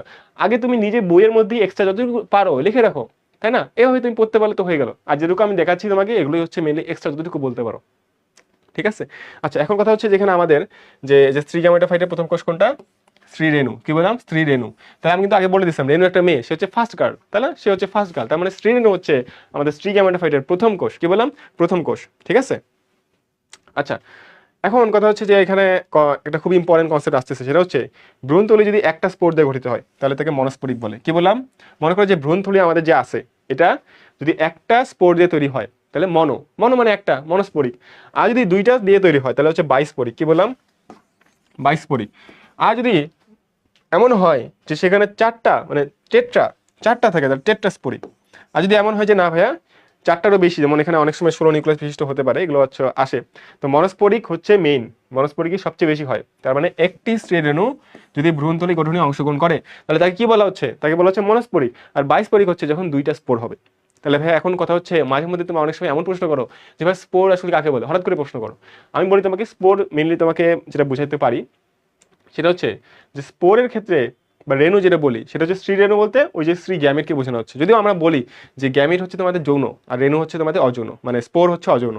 বাট এখানে মনে রাখবা যে একটু বাংলা তোমাদের শব্দের মধ্যে একটু কম বেশি আছে, এটা সবার ক্ষেত্রে হয় যে বাংলা বানানোর ক্ষেত্রে একটু কম বেশি আছে। তো আমরা ট্রাই করবো যে এইসব জিনিসগুলোকে একটু ওভারলুক করে যতটুকু আমাদের বেসিক পড়ার মধ্যে থাকা যায়। আচ্ছা, এখন বাইস্পরিকের মধ্যে কিছু উদাহরণ আছে, যেমন হচ্ছে অ্যালিয়াম টাইপ। এটা কিন্তু খুবই একটা ইম্পর্টেন্ট এমসিকিউ আমাদের, যে বাইস্পরিক হচ্ছে তোমাদের অ্যালিয়াম টাইপ হবে। আর এর মধ্যে আমরা মনস্পরিকের ক্ষেত্রে আরো উদাহরণ পাবো, যেগুলো একটু নিচে দেখাবো, এখন এখানে দেওয়া নাই। টেট্রাস্পরিকের মধ্যে পড়তে হবে যে 7 প্রকারের আছে, একটু দেখে রেখো, এটা মাঝে মধ্যে এমসিকিউ দেয়। তোমরা যদি পরীক্ষা দিবার সামনে এই জিনিসটা খুব ইম্পর্টেন্ট, যে টেট্রাস্পরিক হচ্ছে 7 প্রকারের হয়ে থাকে। এন্ড পেপারোমিয়া, এটা পেপারোমিয়া তোমরা হয়তো প্র্যাকটিক্যাল করে আসছো 9-10-এ, যে ওই যেগুলো হচ্ছে দেখা যায় কি মূল কাণ্ড পাতা দিয়ে যখন জাইলাম ফ্লোয়েমের একটা ওই তোমাদের প্র্যাকটিক্যাল ছিল না, যেখান থেকে লাল রঙের পানি উপরে কিভাবে যায় জাইলাম ফ্লোয়েম দিয়ে, সেখানে দেওয়া ছিল যে পেপারোমিয়া টাইপ এখানে 16 নিউক্লিয়াস বিশিষ্ট হয়। তাহলে মনে রাখবা পেপার হচ্ছে 16 টাকা, পেপার হচ্ছে 16 টাকা। আর হচ্ছে তোমাদের টেট্রা হচ্ছে 7, 4 আর 7, 47 দিয়ে মনে রাখবা, যে টেট্রা মানে 7, 47। আচ্ছা, শতকরা প্রায় 75% হচ্ছে মনস্পরিক, যেটা বললাম 75%, মোর দেন 75%, প্রায় মানে শতকরা প্রায় 75% হচ্ছে তোমাদের মনস্পরিক, ঠিক আছে? আর এর মধ্যে আরো বাইস্পরিক আছে, টেট্রাস্পরিক তো দেখলাম। মনস্পরিকের মধ্যে কি আছে, পলিগোনাম, পেপারোমিয়া কিন্তু না, পলিগোনাম। তাহলে এটা খালি মনে রাখবা, ঠিক আছে? এটা আমি একটা ছন্দ দিয়ে মনে রাখছিলাম, বুঝছো? এটা অবশ্য একটা গালির মতো বুঝছো নয়, বাট তোমরা চাইলে মনে রাখতে পারো যে বাইস্পরিক হচ্ছে অল বা অ্যালিয়াম টাইপ, ঠিক আছে? এটা আসলে আমি উচ্চারণ করলাম না, বাট বিষয়টা হচ্ছে যে বাইস্পরিক হচ্ছে অ্যালিয়াম টাইপ, অ্যালিয়াম হচ্ছে BA মানে বাই দিয়ে মনে রাখছিলাম একটি, বুঝছো? তো তোমার যেভাবে পারো, কথা হচ্ছে পড়াশোনার ক্ষেত্রে সবই যায়। তুমি যদি পড়াশোনার ক্ষেত্রে কোনো ছন্দ যদি তোমার মনে থাকে তাহলে সেটা কোনো সমস্যা নেই, তো পড়াশোনার ক্ষেত্রে সবই যায়, ঠিক আছে? এখন কথা হচ্ছে যে তোমাদের এখানে মনস্পরিক হচ্ছে পলিগোনাম, ঠিক আছে, ভালো কথা, এটা একটা খুবই ইম্পর্টেন্ট এমসিকিউ। অ্যান্ড আমাদের এখান থেকে এটুকুই পড়তে হবে। আচ্ছা, তোমাদের কি কোনো সমস্যা আছে? কোনো সমস্যা, কোনো সমস্যা আই গেস ফেস করতেছো এরকম কিছু? আচ্ছা, আই গেস এখানে কোনো সমস্যা তোমাদের নাই, আমি তাহলে আগাইতে পারি। আচ্ছা আচ্ছা, এখন কথা হচ্ছে যে আহ, যে আচ্ছা, এখান থেকে আমি সবকিছু পড়ে ফেলছি, আমরা একটু সামনে আগাবো। যে এখন আমাদের স্ত্রী, এটা অবশ্যই তোমাদের ইয়াতে আসবে, সিকিউতে আসবে। যারা তোমার সিকিউ এখান থেকে অ্যান্সার করবা, তোমাদের নম্বরে খুবই ইম্পর্টেন্ট যে স্ত্রী গ্যামেটোফাইট কিভাবে সৃষ্টি হয় এটা লিখো, ঠিক আছে? চিত্র সহ লিখতে হবে। এই পুরো চিত্রটা একটু সামান্য বুঝাই দেয়। স্ত্রীরেণু থাকে অবশ্যই মাতৃকোষ, মাতৃকোষে কি হবে, মায়াসিস হবে, মায়াসিস হয়ে 4টা তৈরি করবে। কিন্তু কথা হচ্ছে আগে বলছি যে ভাইয়া মেয়েরা তো দেখা যায় মাঝে মধ্যে বুদ্ধি একটু কম বেশি থাকে, তো তাদের ক্ষেত্রে যে একটাই তৈরি হয়। তো একটার জন্য কি হলো বলো তো, 4টা স্ত্রীরেণু থেকে একটাই তৈরি হবে, এই একটাই হচ্ছে তোমাদের কি বলো তো, এটা হচ্ছে তোমাদের স্ত্রীরেণু। এটা রেণুটা হচ্ছে কি হবে, এই 3 তো নষ্ট হয়ে গেল, তাই না, এই 3 তো নষ্ট হয়ে গেছে।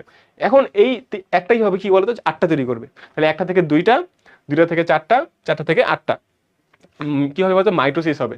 তার মানে এখানে একটা মায়োসিস হওয়ার পরে সবই হচ্ছে মাইটোসিস হবে। দেখো এখানে লেখা থাকবে, মাইটোসিসটা এখন অবশ্যই স্পেসিফিক করে দেওয়া নাই, বাট আমরা মনে রাখবো যে মাইটোসিস হবে।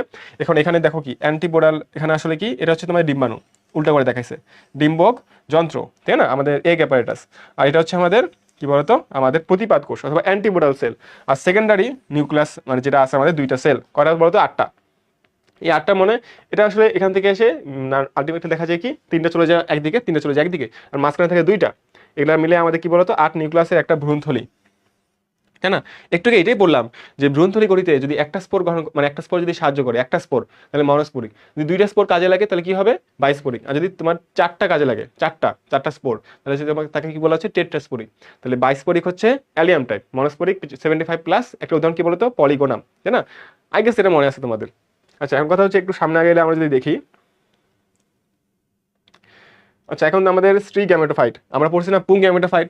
তাহলে পুং গ্যামেটোফাইটের ক্ষেত্রে আমাদের কয়েকগুলো কোষ পাইছিলাম, সেই কোষগুলোকে আমরা কি মনে রাখছিলাম, ওই যে প্রথম ছিল পরাগ রেণু, তারপরে জনন নিউক্লিয়াস, তারপরে নালিকা নিউক্লিয়াস ছিল, তাই না, তারপরে গ্যামেট ছিল। তাহলে এগুলো কি বলতো, পুং গ্যামেটোফাইট। এখন আসতেছে স্ত্রী গ্যামেটোফাইট। স্ত্রী গ্যামেটোফাইটের ক্ষেত্রে আমরা কি পাবো, যেখানে আমাদের একটা অবশ্যই দেখো ভ্রূণথলি নিজেও একটা পার্ট, কি বললাম, ভ্রূণথলি নিজেও একটা পার্ট, ডিম্বাণু, সাহায্যকারী নিউক্লিয়াস, প্রতিপাদ নিউক্লিয়াস, সেকেন্ডারি নিউক্লিয়াস, যা যা আছে ভাই, 8টা নিউক্লিয়াস আছে না, 8টা মানে সেল, 8টা তো টাইপ আছে, আবার 3টা ভাগ করা আছে, প্লাস ডিম্বাণু আর ভ্রূণথলি, এগুলো সবগুলি হচ্ছে স্ত্রী গ্যামেটোফাইটের তোমার অংশ।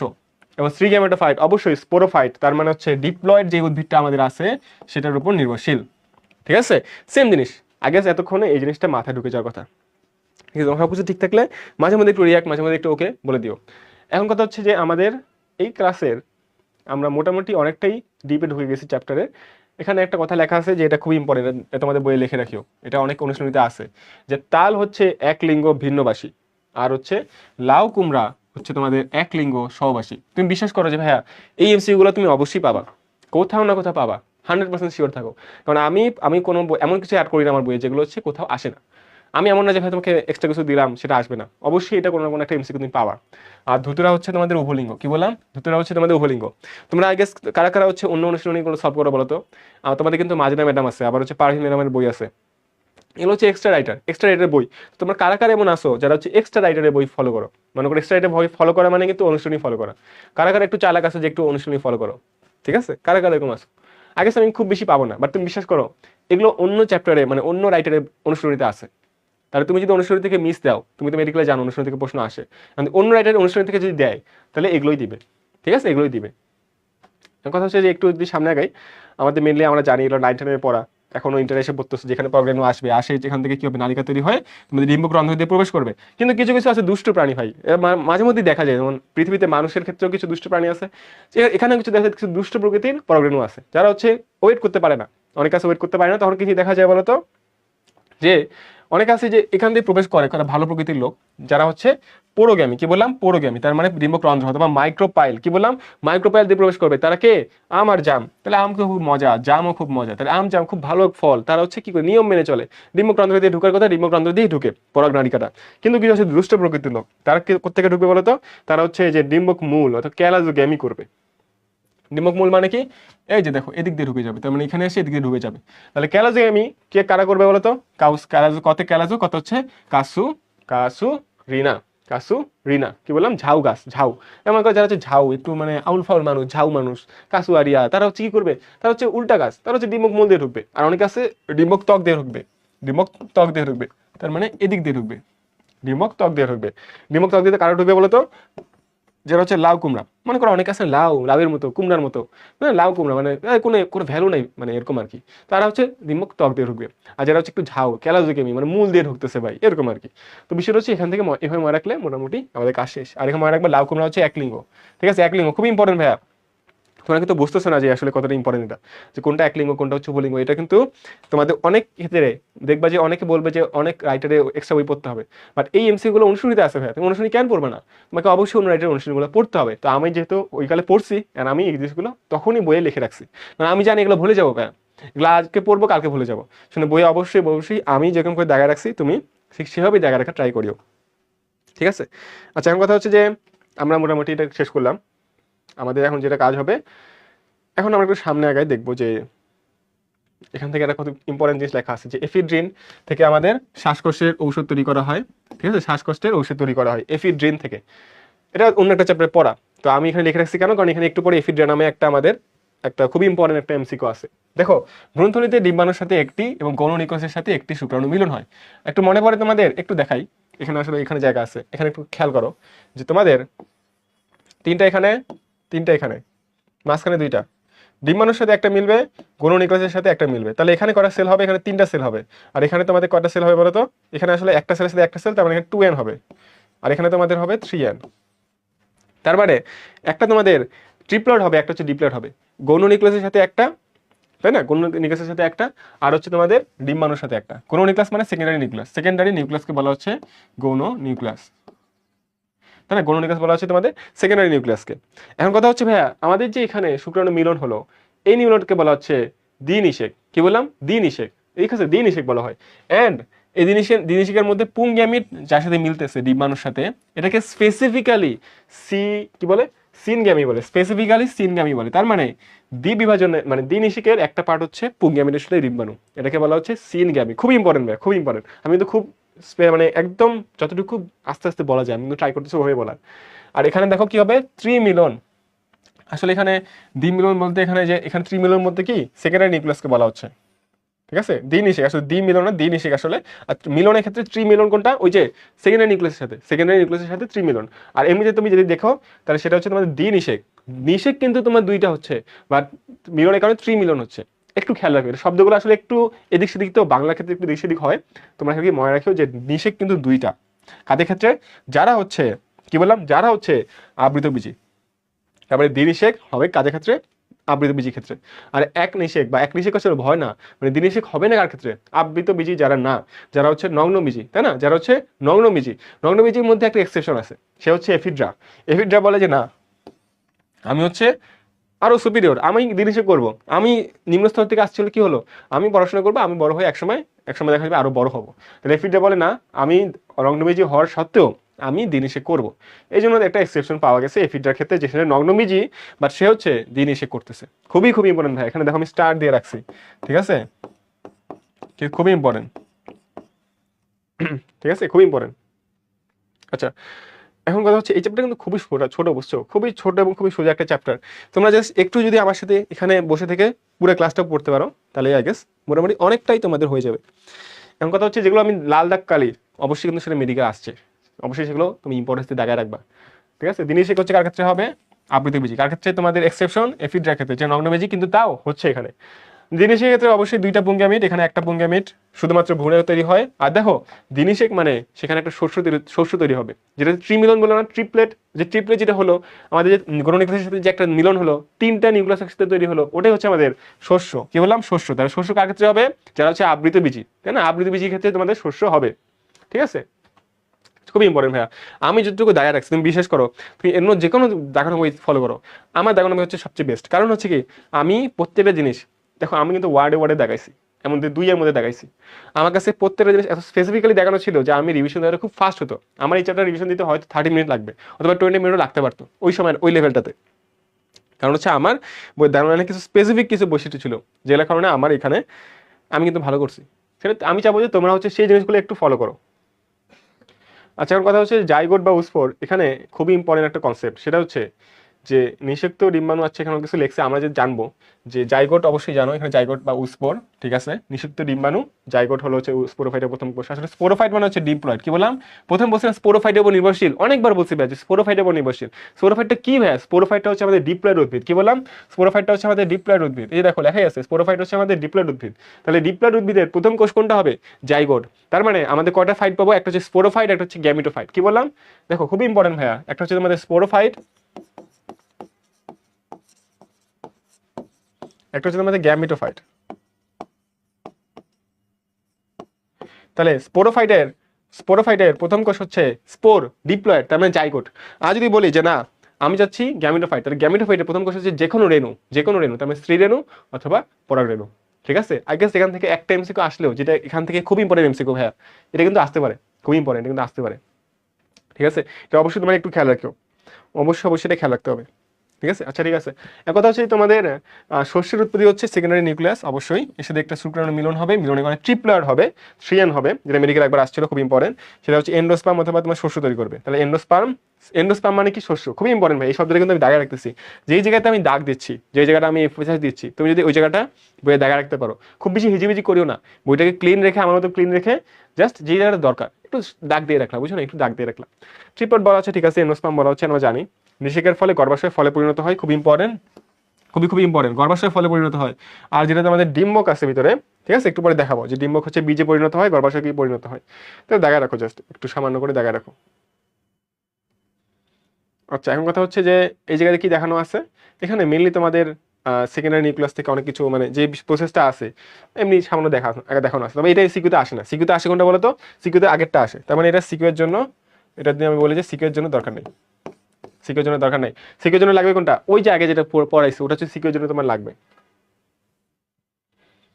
আচ্ছা, এখন কথা হচ্ছে যে এন্ডোস্পার্ম নিঃশেষ হয়ে যেতে পারে, অবশ্যই এন্ডোস্পার্ম নিঃশেষ হয়ে যদি যায়, মনে করো এন্ডোস্পার্ম তৈরি হলো, অনেকে আছে না যে খুব ভালো স্টুডেন্ট ছিল, তার মনে হচ্ছে যে এন্ডোস্পার্ম আছে অথবা সে ভালো করবে খুব, কিন্তু ইন্টারফেসে কি হলো, সে পড়াশোনা মানে কোপ আপ করতে পারলো না, তখন সে হচ্ছে ঝরে গেল, এক কথায় ঝরে গেল। তার মানে কি, এন্ডোস্পার্ম ছিল কিন্তু সে ঝরে গেল, সে থাকতে পারলো না, সে হচ্ছে কি হবে, অশস্যল বীজ হবে। তার মানে যদি আমাদের এন্ডোস্পার্ম নিঃশেষ হয়ে যায়, তাহলে আমরা তাকে কি বলতেছি, অশস্যল বীজ বলতেছি। তার মানে সে হচ্ছে অশস্যল বীজ হয়ে গেল। বীজের একটি দ্বিতীয় স্তবক থাকে, তৃতীয় স্তবক, আচ্ছা তৃতীয় স্তর আসলে স্তবক না, তৃতীয় স্তর সৃষ্টি হয়, এরিল বলে। মানে মেনলি বীজ হচ্ছে দুইটা স্তর থাকে, বুঝছো।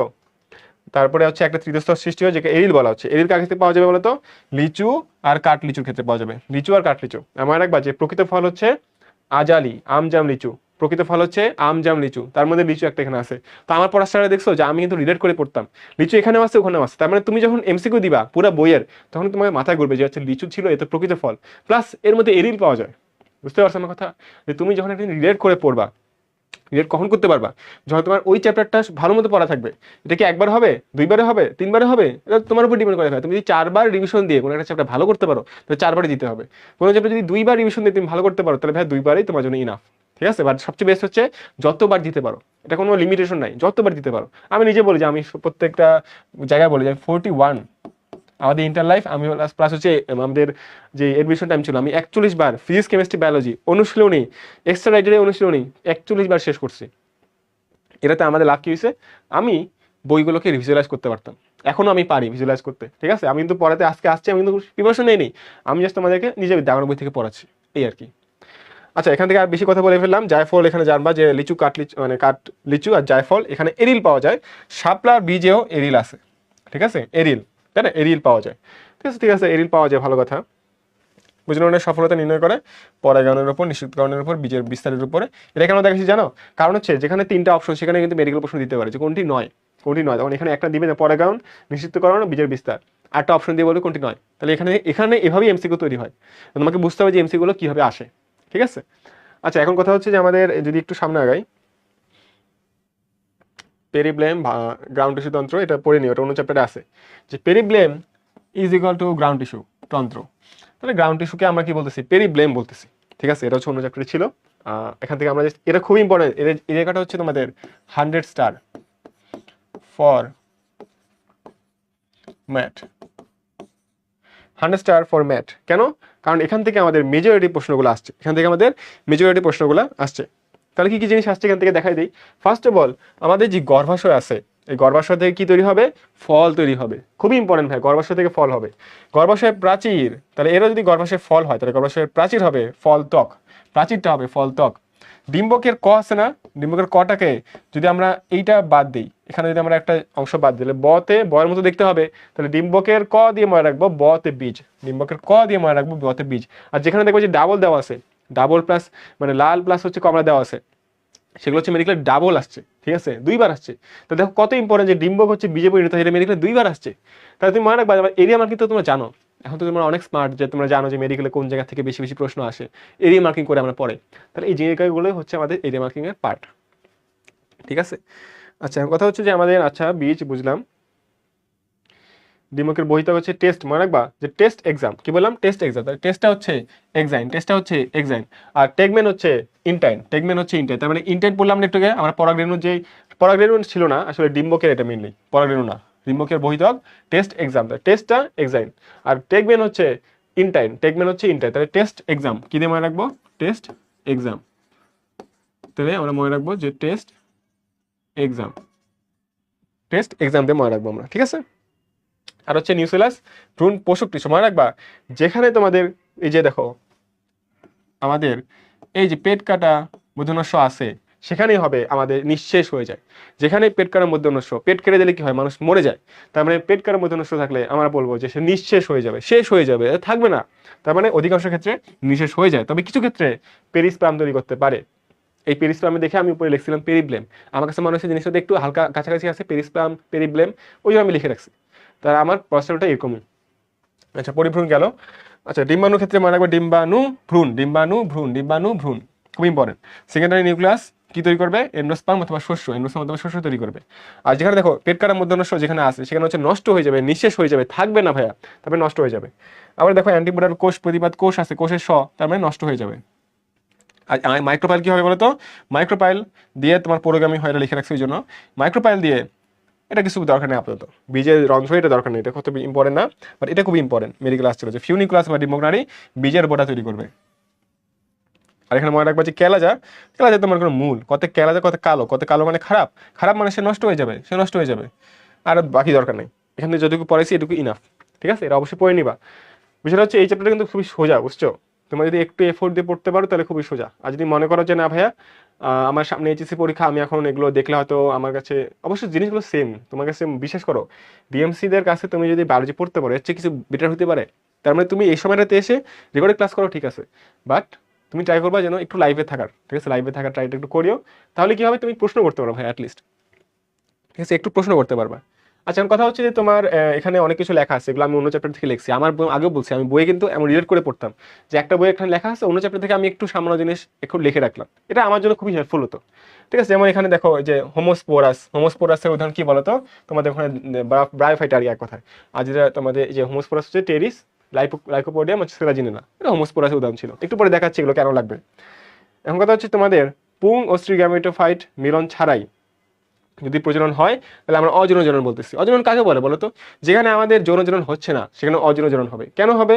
কারণ আমাদের টিকে রাখতে হবে, তাই না? আমাদের ওদিকে টিকে রাখতে হবে, তাহলে আমাদের প্রজননের ক্ষেত্রে যদি স্পুং গ্যামিট আর স্ত্রী গ্যামিট, গ্যামিট মানে কি ভাই? গ্যামিট মানে তো এন, তাহলে এন যদি না হয়, যদি গ্যামিট তৈরি না হয়, যদি দেহকোষ অথবা সোমাটিক সেলের মাধ্যমেই আমরা নতুন উদ্ভিদ পেতে পারি, তাহলে সেটাকে বলা হচ্ছে অযৌন জনন, ঠিক আছে, অযৌন জনন। এখন এখানে একটা উদাহরণ দেওয়া আছে অযৌন জননের ক্ষেত্রে, যেগুলো পড়তে গিয়ে তোমার মনে হয় যে ভাই এই চ্যাপ্টার আমি কেন ধরলাম, মনে হতে পারে যে ভাই চ্যাপ্টার আমি কেন ধরলাম। এখন থেকে আমি তোমাকে একটু সিম্পল করা ট্রাই করি। শৈবাল ছত্রাক তোমার চ্যাপ্টারটা পড়ছো না? এই চ্যাপ্টারে যতগুলো ছিল সেগুলো হবে স্পোর গঠন করে। তোমরা আই গেস এটা অলরেডি পড়ে ফেলছো, যেহেতু এইচএসসি পরীক্ষা তোমাদের সামনে, তাহলে হচ্ছে সবাই স্পোর তৈরি করে। মনে রাখবা গ্যামিট হচ্ছে তোমাদের যৌন, কি বললাম? গ্যামিট হচ্ছে তোমাদের যৌন, আর অযৌন কোনটা বলতো?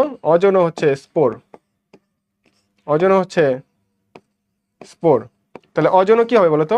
অযৌন তোমাদের অবশ্যই স্পোর হবে, হ্যাঁ না? অযৌন তোমাদের অবশ্যই স্পোর হবে। এখন এখানে দেখো পেনিসিলিয়ামের ক্ষেত্রে একটা স্পেশাল টাইপের স্পোর তৈরি হয়, কনিডিয়ার ক্ষেত্রে একটা স্পেশাল টাইপের স্পোর তৈরি হয়, যাকে বলা হচ্ছে আমাদের কনিডিওস্পোর। কি বলা হচ্ছে বলতো? কনিডিওস্পোর।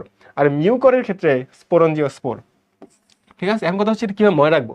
তুমি মনে করো যারা হচ্ছে স্পো, তাই না, স্পোরঞ্জিওস্পোর দিয়ে মনে রাখবে মিউ, কি দিয়ে মনে রাখবে? মিউ। তাহলে মিউ হচ্ছে স্পোর, মিউ হচ্ছে স্পোর। আর কনিডিয়ার মধ্যে এটা মনে থাকে, বুঝছো? পেনিসিলিয়ামের কনিডিয়া এটা মনে থাকে। যে পেক তোমার মনে রাখতে পারো, যে পেক দিয়ে মনে রাখতে পারো, অথবা কপি দিয়ে মনে রাখতে পারো, যে পদে হচ্ছে তোমাদের পেনিসিলিয়াম আর কতে হচ্ছে তোমাদের কনিডিয়া, তাহলে তোমার কপি দিয়ে মনে রাখতে পারো। আর মিউ দিয়ে মনে রাখবে, মিউ হচ্ছে স্পোরঞ্জিও স্পোর, তাহলে স্পোর প্রথম দিকে স্পোর, লাস্টে স্পোর, তাহলে মিউ হচ্ছে স্পোর, ঠিক আছে, এটা মনে রাখতে পারো। গনিডিয়া হচ্ছে, এটা মনে রাখতে পারো যে মিউ গনিমিয়া, এটা দিয়ে মনে রাখতে গনিমিয়া, কি বললাম? গনিমিয়া। তাহলে গনিমিয়া দিয়ে মনে রাখতে পারো, গনি দিয়া দিয়ে মিউকর, তাহলে গনি মিউ অথবা গনি মিয়া, কি বললাম? গনিমিয়া। তাহলে এখান থেকে এটুকুই পড়তে হবে। বিষয়টা হচ্ছে আমি আবারও রিপিট করি, তোমাকে কিন্তু সবসময় এমসিকিউ পড়তে হবে। এমসিকিউ পড়ার মেন জিনিস হচ্ছে তোমাকে জাস্ট একটু ওয়ার্ডগুলো মিলাই পড়তে হবে। ওয়ার্ডে যখন মিলবে, যখন তুমি অপশনগুলো দেখবা, তোমার কিন্তু এমনিই মাথা চলে আসবে, তাই না? এখন এত এফোর্ট দিয়ে তুমি পড়তেছো, মাথায় থাকতেছে না, আল্লাহ কি করবো, পরীক্ষা ভালো করতে পারবো না, এটা ভাবার কোনো দরকার নাই। তোমাকে জাস্ট ওয়ার্ড মিলাই পড়তে হবে, তাহলে মোটামুটি তোমাদের পড়াটা অনেকটাই হয়ে যাবে। কারণ তুমি রিভিশন দেওয়ার সময় আবার পড়বা, তখন ইনশাল্লাহ তোমার এগুলো মাথায় চলে আসবে। আর আবারও বলি, মানুষের সাবকনসিয়াস মাইন্ডে সবসময় যেগুলো পড়ছি সেগুলো সবসময় ঘুরতে থাকে। তুমি যখন রিভিশন দাও তখন সেটা আমাদের সাবকনসিয়াস মাইন্ড থেকে আমাদের লং টার্ম মেমোরিতে চলে যায়। আচ্ছা, এখন কথা হচ্ছে আমাদের এই যে অ্যাগারিকাস খুব ইম্পর্টেন্ট, এটা মেডিকেলও একবার মনে হয় আসছিল যে ব্যাসিডিওস্পোর, অ্যাগারিকাসের ক্ষেত্রে ব্যাসিডিওস্পোর বিশেষভাবে আমরা পাবো, এটা এটা খুবই ইম্পর্টেন্ট ভাইয়া। আগে তোমরা অ্যাগারিকাস পড়ছো, সেখানে আমরা জানি যে ব্যাসিডিওস্পোর, ব্যাসিডিয়াম এগুলো পড়ছি না, ব্যাসিডিয়াম পড়ছি, তার মানে আগে সেটা ভুল হবে না। এখান থেকে এখানে একটা জিনিস ইম্পর্টেন্ট কি বলতো, ফার্নের মধ্যে স্পোরেঞ্জিয়াম থাকে, সেটা ফেটে যায়, আসলে স্টোমোডিয়াম দিয়ে ফেটে যায়, এটা একটা এমসিকিউ টাইপ ছিল, এটা পড়াই দিলাম তোমাদেরকে। আচ্ছা এখন কথা হচ্ছে যে এটা খুবই ইম্পর্টেন্ট যে হোমোস্পোরাস, দেখো লেখা গেছে যে হোমোস্পোরাস কি বলতো, স্পোরগুলো হচ্ছে দেখতে একই রকম হবে, না না স্পোরগুলো হচ্ছে একই রকম দেখতে হবে, সেটা হচ্ছে ফার্ন আর লাইকোপোডিয়াম। তাহলে মনে করো একটা হচ্ছে হোমোস্পোরাস, হেটেরোস্পোরাস। যা মনে করো তুমি অনেকে তোমার ব্যাটসম্যান থাকে না, যাদেরকে তোমরা হেড করো, মনে করো দেখতে পারো না, এরকম আসে না, তো তাদেরকে কি করো বলো তো, তাদেরকে তুমি জেলে ভরাই দিবা, তাই না, তাকে তুমি হেড করো, তাই না, তাকে জেলে ভরাই দিবা, তাহলে সেটা হচ্ছে তাদেরকে তুমি শোষণ করতে চাচ্ছ, না তাদেরকে শোষণ করতে চাচ্ছ, প্লাস জেলে ভরাই দেবে, তাহলে সেলাজিনেলা জেল আর হচ্ছে শুষ্নি শাক, তার মানে শোষণ করতে চাচ্ছ তাদেরকে, তাহলে হচ্ছে হেটারো, হেড করো তাদেরকে, তাহলে হেটারোস্পোরাস। আর হোমোস্পোরাস মানে তো ভালো সুন্দর, তাই না, হোমোস্পোরাস তার মানে হচ্ছে লাইক করো তাকে, তুমি কি করো, লাইক করো, লাইকোপোডিয়াম। প্লাস হচ্ছে তোমাদের ফার্ন, যাদেরকে তুমি লাইক করো তাদের সাথে তুমি কি করো, ফান করো, তো যাদেরকে তুমি লাইক করো তাদের সাথে তুমি কি করো বলো তো, ফান করবা, তাদেরকে তুমি লাইক করো, লাইকোপোডিয়াম। আর যারা হেটারোস্পোরাস খুবই খারাপ, তাদেরকে তুমি শুষ্নি শাক, শোষণ করতে যাচ্ছ, প্লাস হচ্ছে তাদেরকে তুমি হেড করো, তাই না, তাদেরকে তুমি জেলে ভরাবা, সেলাজিনেলা। তাহলে এভাবে তুমি মনে রাখবা, সিম্পল। একটু রিপিট করি ভাই, উপরের দিকে একটু কঠিন জিনিস ছিল যে ছত্রাক আর তোমাদের শৈবাল, তাদের ক্ষেত্রে কি পাচ্ছিলাম আমরা, স্পোর পাচ্ছিলাম, তাই না। তারপরে যে তোমার অ্যাগ্রিকালচারের ক্ষেত্রে ব্যাসিডিওস্পোর খুবই ইম্পর্টেন্ট ভাইয়া, এটা কিন্তু খুবই ইম্পর্টেন্ট, অ্যাগ্রিকালচারটা খুবই খুবই ইম্পর্টেন্ট, কারণ তোমাদের মেডিকেলে যে এটা নিয়ে একটা চ্যাপ্টার আছে, তাই না, এটা নিয়ে একটা চ্যাপ্টার আছে, তো ওই জায়গা থেকে এখানে প্রশ্ন আসতেই পারে, তাই না। আচ্ছা এখন এখান থেকে আমরা একটু সামনে আগাবো। আচ্ছা এখানে একটা জিনিস মনে রাখবা যে শুষ্নি হচ্ছে মার্সেল্লা, এই মার্সেল্লা মানে কি, তাকে মারবা, শোষণ করবা তাকে মারবা, তাহলে মার্সেলা, এটা একটু দেখা দিলাম। আচ্ছা উদ্ভিদের অঙ্গজ প্রজননের ক্ষেত্রে এখন অনেক উদাহরণ আসবে, বাট কোনো ভয় পাওয়ার দরকার নাই, যেহেতু ভাইয়া আছে আমরা তোমাকে ছন্দ দিয়ে পড়াই দিব। এখানে মনে রাখবা একটা জিনিস, সিম্পল সিম্পল জিনিস, যেমন ধরো যে মূল দ্বারা হতে পারে, কাণ্ড দ্বারাও হতে পারে, মানে আমাদের যে বললাম সোমাটিক সেল, সোমাটিক সেল তো পুরো দেহ, তাই না, মূলও তোমার সোমাটিক সেল, আবার তোমাদের দেহ কাণ্ড সোমাটিক সেল, সোমাটিক সেল থেকে তোমাদের যা হবে সেটাই হচ্ছে অযৌন জনন। এখন মূল হচ্ছে শয়তান ডালিয়া, মনে রাখবা কি, একটু লিখে দিই এখানে, কি বললাম, শয়তান ডালিয়া মিষ্টি পটল, কি বললাম, মিষ্টি পটল এবং কাঁকরোল খায়, কি বললাম, মিষ্টি পটল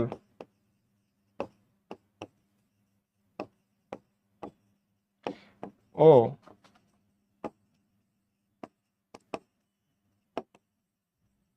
খায়। তার মানে এখান থেকে আমরা কি পাচ্ছি, শয়তান ডালিয়া মিষ্টি পটল এবং কাঁকরোল খায়, কি বললাম, শয়তান ডালিয়া মিষ্টি পটল এবং কাঁকরোল খায়। তাহলে শয়তান হচ্ছে শতমূলী, ডালিয়া তো ডালিয়া, এবং সে কি করে, মিষ্টি আলু, মিষ্টি পটল, মিষ্টি আলু মনে রাখবা, মিষ্টি পটল এবং কাঁকরোল খায়। তাহলে শয়তান ডালিয়া মিষ্টি পটল এবং কাঁকরোল খায়, এটা কি হচ্ছে, শয়তান ডালিয়া মিষ্টি পটল, মূল, কি বললাম, এটা মূলের মাধ্যমে, না মূল। তার মানে কি মনে রাখতে পারো, ডালিয়া হচ্ছে সবকিছুর একটা মূল, মানে মূল হোতা কে বলতো, ডালিয়া, সে সারাদিন দুষ্টামি করে, তাহলে শয়তান ডালিয়া মিষ্টি পটল এবং কাঁকরোল খায়, তার মানে সে সবকিছুর, সব গোড়ার সবকিছুর অকামের মূলকে ডালিয়া, তাহলে ডালিয়া হচ্ছে মূল দিয়ে মনে রাখবো আমরা এটা, ঠিক আছে, আই গেস এটা তোমরা বুঝতে পারছো। এখন কথা হচ্ছে কাণ্ড দ্বারা কিভাবে মনে রাখবো, ঠিক আছে, কাণ্ড সেরকম একটা কাণ্ড, অনেকে আছে তোমাদের লেভেলে, দেখবা এটা তোমার নেগেটিভলি নিও না, বাট অনেকে আছে তোমাদের এই বয়সে অনেকে প্রেম টেম করে, দেখা যায় কি একটা ছেলে ছিল, সে একটা মেয়েকে পছন্দ করে, তাহলে সে হচ্ছে চন্দ্রমল্লিকাকে খুবই পছন্দ করে, সে তাকে কাছে গেল, গিয়ে বললো চন্দ্রমল্লিকা আমার তোমাকে খুব পছন্দ, মনে করো। এখন সেটা বলার পরে কি হবে, অবশ্যই চন্দ্রমল্লিকা পছন্দ করে নাই, তখন বলছে তুমি আমার কাছে চলে যাও, নাহলে আমি তোমাকে বাস দিব, তোমাকে আমি বাস দিব, না না তোমাকে আমি বাস দিব। এখন কথা হচ্ছে যে কেন আমাকে কেন বাস দিবা, কারণ তোমার মুখটা দেখতে কলার মতো, ঠিক আছে, তোমার মুখটা হচ্ছে কলার মতো, তোমাকে আমি পুদিনা, তোমার মুখটা হচ্ছে আনারসের মতো, আনারসের মতো তোমার মুখ, কলার মতো তোমার মুখ, আমি তোমাকে লাইক করি না। তাহলে এভাবে রাখবা যে চন্দ্রমল্লিকা তোমাকে বাস দিব, তারপরে কলা, আনারস আর পুদিনা, এটা দিয়ে তুমি মনে রাখতে পারো। প্রত্যেকটা জিনিস মনে রাখবা যে মানুষের ব্রেন সবসময় গল্প মনে রাখতে পছন্দ করে, গল্প, যে কোনো ভিজুয়ালাইজেশন, যে কোনো চিত্র, এগুলো খুব সহজেই মনে রাখতে পারে। বাট সে যদি গল্পতে পড়ে যায় যে রিডিং দেয়, মুখস্থ করা ট্রাই করে, অথবা ছন্দ দেয়, অনেক আছে না যে ও স পি দিয়ে মানে ও স পি এভাবে বানাবে, বাট গল্পটা হচ্ছে বেটার, গল্প হচ্ছে অলওয়েজ বেটার। এটা হচ্ছে কি বলতো, এটা হচ্ছে তোমাদের সাকার গঠন করে, সাকার বিশেষ ধরনের একটা কাণ্ড, ঠিক আছে, বিশেষ ধরনের কাণ্ড। তার মানে কি করলো, একটা ছেলে একটা কাণ্ড ঘটায় ফেললো, কি ঘটায় ফেললো, চন্দ্রমল্লিকাকে বলে ফেললো যে আমি তোমাকে লাইক করি। আর সেখানে হচ্ছে গোল আলু তো জানে, গোল আলু তোমরা আগে যারা খাইছো তারা জানো যে এটা মূল, তাই না, সরি এটা কাণ্ড। মিষ্টি আলু হচ্ছে মতে মিষ্টি আলু মতে মূল, কি বললাম, মতে মিষ্টি আলু মতে মূল, আর গোল আলু হচ্ছে কাণ্ড, আদা পেঁয়াজ সটি ওলকচু। তাহলে মনে রাখবা যে গোল আলু, আদা পেঁয়াজ সটি ওলকচু, ঠিক আছে। এটা কিভাবে মনে রাখতে পারো, যে গোল আলু সবসময় মনে থাকে, যে মিষ্টি আলু মূল হলে গোল আলু হচ্ছে তোমার কাণ্ড হবে, তাহলে গেল। আদা মানে আপিস দিয়ে মনে রাখতে পারো, আপিস দিয়ে মনে রাখতে পারো, ও আপিস, ও আপিস। তাহলে আতে মনে রাখবো কি বলতো, আদা পেঁয়াজ ও সটি, আদা পেঁয়াজ এবং সটি। তাহলে ও অপিস দিয়ে মনে রাখতে পারো, বা ও আপিস, ও অফিসে গেছে, তাই না, ও অফিসে গেছে মনে রাখতে পারো। তাহলে বিষয়টা হচ্ছে তোমাকে সবকিছু একটু ট্রাই করতে হবে ছন্দ দিয়ে মনে রাখা, কারণ প্রত্যেকটা জিনিসই দেখা যাবে মানুষের ব্রেনে ছন্দটাই বেশি আসে। যে কোনো গল্প, যে কোনো হচ্ছে যে কোনো প্যাটার্ন, এগুলো হচ্ছে মানুষের ব্রেন মনে রাখতে পছন্দ করে। আচ্ছা, এখন কথা হচ্ছে যে তোমাদের এখান থেকে পড়া হলো, আচ্ছা এটা একটা জিনিস মনে রাখতে পারো যে শার্ক, শাকার দিয়ে মনে রাখতে পারো শার্ক। কেন শার্ক? কারণ সে হচ্ছে অ্যাকসেপ্ট করে না, যদি অ্যাকসেপ্ট করতে তাহলে বলতাম যে না সে শার্ক না, সে হচ্ছে হেভি রাগী একটা মহিলা বা রাগী একটা মেয়ে, সেই জন্য সে অ্যাকসেপ্ট করে নাই। এটা মনে রাখতে পারো আর কি। আর এটা মনে রাখবা যে আসলে এখানে অর্ধবায়ু কাণ্ড দেওয়া আছে, একটু পরে দেখাচ্ছি তোমাকে সবগুলো। আমার বইয়ে দেখো, আমি কিন্তু বইয়ে লিখতে খুব পছন্দ করতাম, কারণ বইয়ে লিখলে অনেক কিছুই দেখা যেত যে মনে থাকে, বইয়ে দেখে তো মনে থাকে। আচ্ছা, এখান থেকে আমরা একটু দেখি সামান্য। মনে রাখবা পাতার মাধ্যমে হচ্ছে পথে পাতা, পথে হচ্ছে পাথরকুচি। কি বললাম? পথে পাতা, পথে হচ্ছে পাথরকুচি, পথে পাতা, পথে হচ্ছে পাথরকুচি। যেটাকে বলা হচ্ছে নাইট কুইন। খুবই ইম্পর্টেন্ট ভাই, মেডিকেল একবার আসছিল যে নাইট কুইন কাকে বলে। নাইট কিং হচ্ছে পাথরকুচি। কেন বলে জানো? কারণ এটা রাতের বেলা পত্ররন্ধ্র খোলা থাকে। কি বললাম? রাতের বেলা পত্ররন্ধ্র খোলা থাকে পাথরকুচির ক্ষেত্রে। এটা একটা এক্সেপশন, কারণ দেখা যায় কি আমাদের পত্ররন্ধ্র খোলার জন্য নীল আলো দরকার হয়, তাই না, নীল আলো, ব্লু লাইট দরকার হয়, সেটা হচ্ছে দিনের বেলা পাওয়া যায়, রাতের বেলা আলো থাকে না, এই জন্য পত্ররন্ধ্র খোলা থাকে না। কিন্তু একটা এক্সেপশন আছে, পাথরকুচি, সে হচ্ছে রাতের বেলা পত্ররন্ধ্র খোলা থাকে, এই জন্য তাকে কি বলা হয়? নাইট কুইন বলা হয়। খুব ইম্পর্টেন্ট ভাইয়া। এখন যদি বলি বুলবিল, এটা মনে রাখবে বুলবিল কক্ষে চুপ। কি বললাম? বুলবিল কক্ষে চুপ। এখানে আমি লিখে দিচ্ছি, এটা কি বললাম, এটা হচ্ছে বুলবিল কক্ষে চুপ। তাহলে বুলবিল একটা মেয়ে, একটা ছেলে হতে পারে, তো সে হচ্ছে কক্ষের মধ্যে চুপ করে বসে আছে। তাহলে বুলবিল কক্ষমুকুল চুপ্রিয়ালো, বুলবিল কক্ষমুকুল আর হচ্ছে চুপ্রিয়ালো। তাহলে দেখো লেখাই আছে এখানে। আর চুপ্রিয়ালোতে কোলেস্টেরল বেশি থাকে। কি বললাম? চুপ্রিয়ালোতে কোলেস্টেরল অনেক বেশি থাকে। তো যাদের ক্ষেত্রে দেখা যাচ্ছে কোলেস্টেরলের একটু সমস্যা থাকে, যাদের ফ্যাটি লিভার আছে, কোলেস্টেরলের সমস্যা আছে, হার্টের সমস্যা আছে, লিভার আছে, লিভারের সমস্যা আছে, তাদের ক্ষেত্রে এই চুপ্রিয়ালো আসলে না খাওয়া বেটার। ঠিক আছে, কোলেস্টেরল যেহেতু থাকে আমরা এটা একটু অ্যাভয়েড করতে পারি। আচ্ছা, এখন কথা হচ্ছে যে আমাদের এখান থেকে গেল অর্ধবায়বীয় কাণ্ড। মনে রাখবা, অতে অর্ধবীয়, অতে হচ্ছে আমরুল, কতে কাণ্ড, কতে হচ্ছে কচু, তাই না? অতে অর্ধবায়বীয়, অতে হচ্ছে তোমাদের আমরুল, কতে কচু, কতে হচ্ছে তোমাদের কাণ্ড। আর অর্ধবায়বীয় কাণ্ড হচ্ছে কচু, খুবই ইম্পর্টেন্ট। আমরুল শাকের স্টোলন যারা বংশবৃদ্ধি করে, এটা জাস্ট মনে রাখবা এখান থেকে। আর কচুরি পানা, এটার বৈজ্ঞানিক নামটা একটু মনে রাখিও, এই চরিনা ক্রাসিপা। এটা অন্য চ্যাপ্টারে আছে, মনে রাখবা। আমি কিন্তু রিলেট করে আবারও বলতেছি না, রিলেট করে পড়লে জিনিসটা খুবই বেশি এফেক্টিভ হয়, ব্রেনে তখন আরো বেশি করে যায়। তার মানে তুমি যদি এই জিনিসটাকে একটু রিলেট করে পড়তে পারো অন্য চ্যাপ্টারের সাথে, তাহলে কিন্তু তুমি খুবই স্মুথলি এই জিনিসটাতে পার হয়ে যাবে, খুবই স্মুথলি এটা পার হয়ে যাবে। আচ্ছা, এখন কথা হচ্ছে যে পর্ণকাণ্ড হচ্ছে পর্ণকাণ্ড ন ফণিমনসার ন, পর্ণকাণ্ড ন ফণিমনসার ন, সেটা হচ্ছে পর্ণকাণ্ড হচ্ছে ফণিমনসা, এটা যা শেষ। আর এখানে খুবই একটা ইম্পর্টেন্ট এমসিকিউ যেটা মেডিকেলে আসছিল, যে কৃত্রিম অঙ্গ জনন, এটাই মেনলি বাণিজ্যিকভাবে ইউজ করা হয়। প্রশ্ন আসছিল যে বাণিজ্যিকভাবে কোনটা কি ইউজ করা হয়, তখন আমরা বলবো যে বাণিজ্যিকভাবে আমরা কৃত্রিমটাকেই বেশি সাপোর্ট করি, কারণ কৃত্রিমভাবে করলে সময় কম লাগে। বাণিজ্যিকভাবে অনেকগুলো দেখা যায় ফুল তৈরি করতে হয়, যারা হচ্ছে ফুলের বিজনেস করে, তাদের ক্ষেত্রে কৃত্রিমভাবে প্রজনন করাটাকে বেশি লাভজনকভাবে দেখা হয়। যেমন আলু তৈরি করবে, আলুর ক্ষেত্রে যখন আলু সিজন আসবে শীতকালে, তখন আমরা দেখবো কি বাণিজ্যিকভাবে আমরা এটা তৈরি করব। তাহলে বাণিজ্যিকভাবে জন্য আমাদের অজনজননটাই হচ্ছে বেস্ট।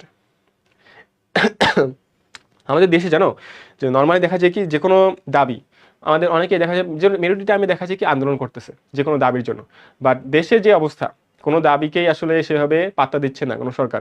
তার মানে সব দাবি কি বলতো ঝুলে আছে। কি বললাম? সব দাবি তোমাদের ঝুলে আছে। তারপরে দাবি কলম হচ্ছে জুই আর লেবু, ঝুলে আছে, সব দাবি ঝুলে আছে। তাহলে এগুলো কি বলো তো, এগুলো আমরা কোথায় আসলাম? এগুলো আসলাম আমরা হচ্ছে যেগুলো অজনজননের প্রসেস, অজনজন যে করবো কিভাবে করতে পারি, দাবি কলম করতে পারি। এখন কিভাবে করে জিনিসটা মেডিকেলে কখনো আসবে না, আসবে কি তোমার উদাহরণ আসবে। তাহলে মানে উদাহরণটা যদি তুমি পারো, এইভাবে আমি তোমাকে ছন্দ দিয়ে পড়ে দিচ্ছি, ঠিক আছে? এক্সট্রা করে প্রশ্ন করার দরকার নেই যে ভাইয়া দাবি কলম, এটা দাবা কলম, এটা কিভাবে করে, এটা কি প্রশ্ন আসবে? কখনো আসবে না। যেটা আসবে সেটা অবশ্যই পড়ে দিচ্ছি, আর যেটা আসবে না সেটা তুমি তোমাদের বোর্ডের জন্য স্কিপ করতে পারো, ঠিক আছে? এখন দেখো, বললাম যেটা তোমাদের দাবি ঝুলে আছে, তাহলে এখান থেকে ইনশাল্লাহ এটা পারবো। তারপরে জোর কলম, কি বললাম? জোর কলম, জোর কলম হচ্ছে জোড়া লাগানো বা গ্রাফটিং। কি বললাম? জতে হচ্ছে জোর কলম জি, তাহলে জি আর জো, তাহলে জোর কলম হচ্ছে জি আর জ, তার মানে জোর কলম হচ্ছে জি আর জ। এখন এখানে মনে রাখবা যে সাইন আর স্টক, এই দুটো জিনিস কার ক্ষেত্রে পাওয়া যায়? গ্রাফটিং এর ক্ষেত্রে। এখন একটু তোমাদের নিচে দেখাই, কারণ এই জিনিসটা একটু তোমাদের বোর্ডের এমসিকিউ আসতে পারে।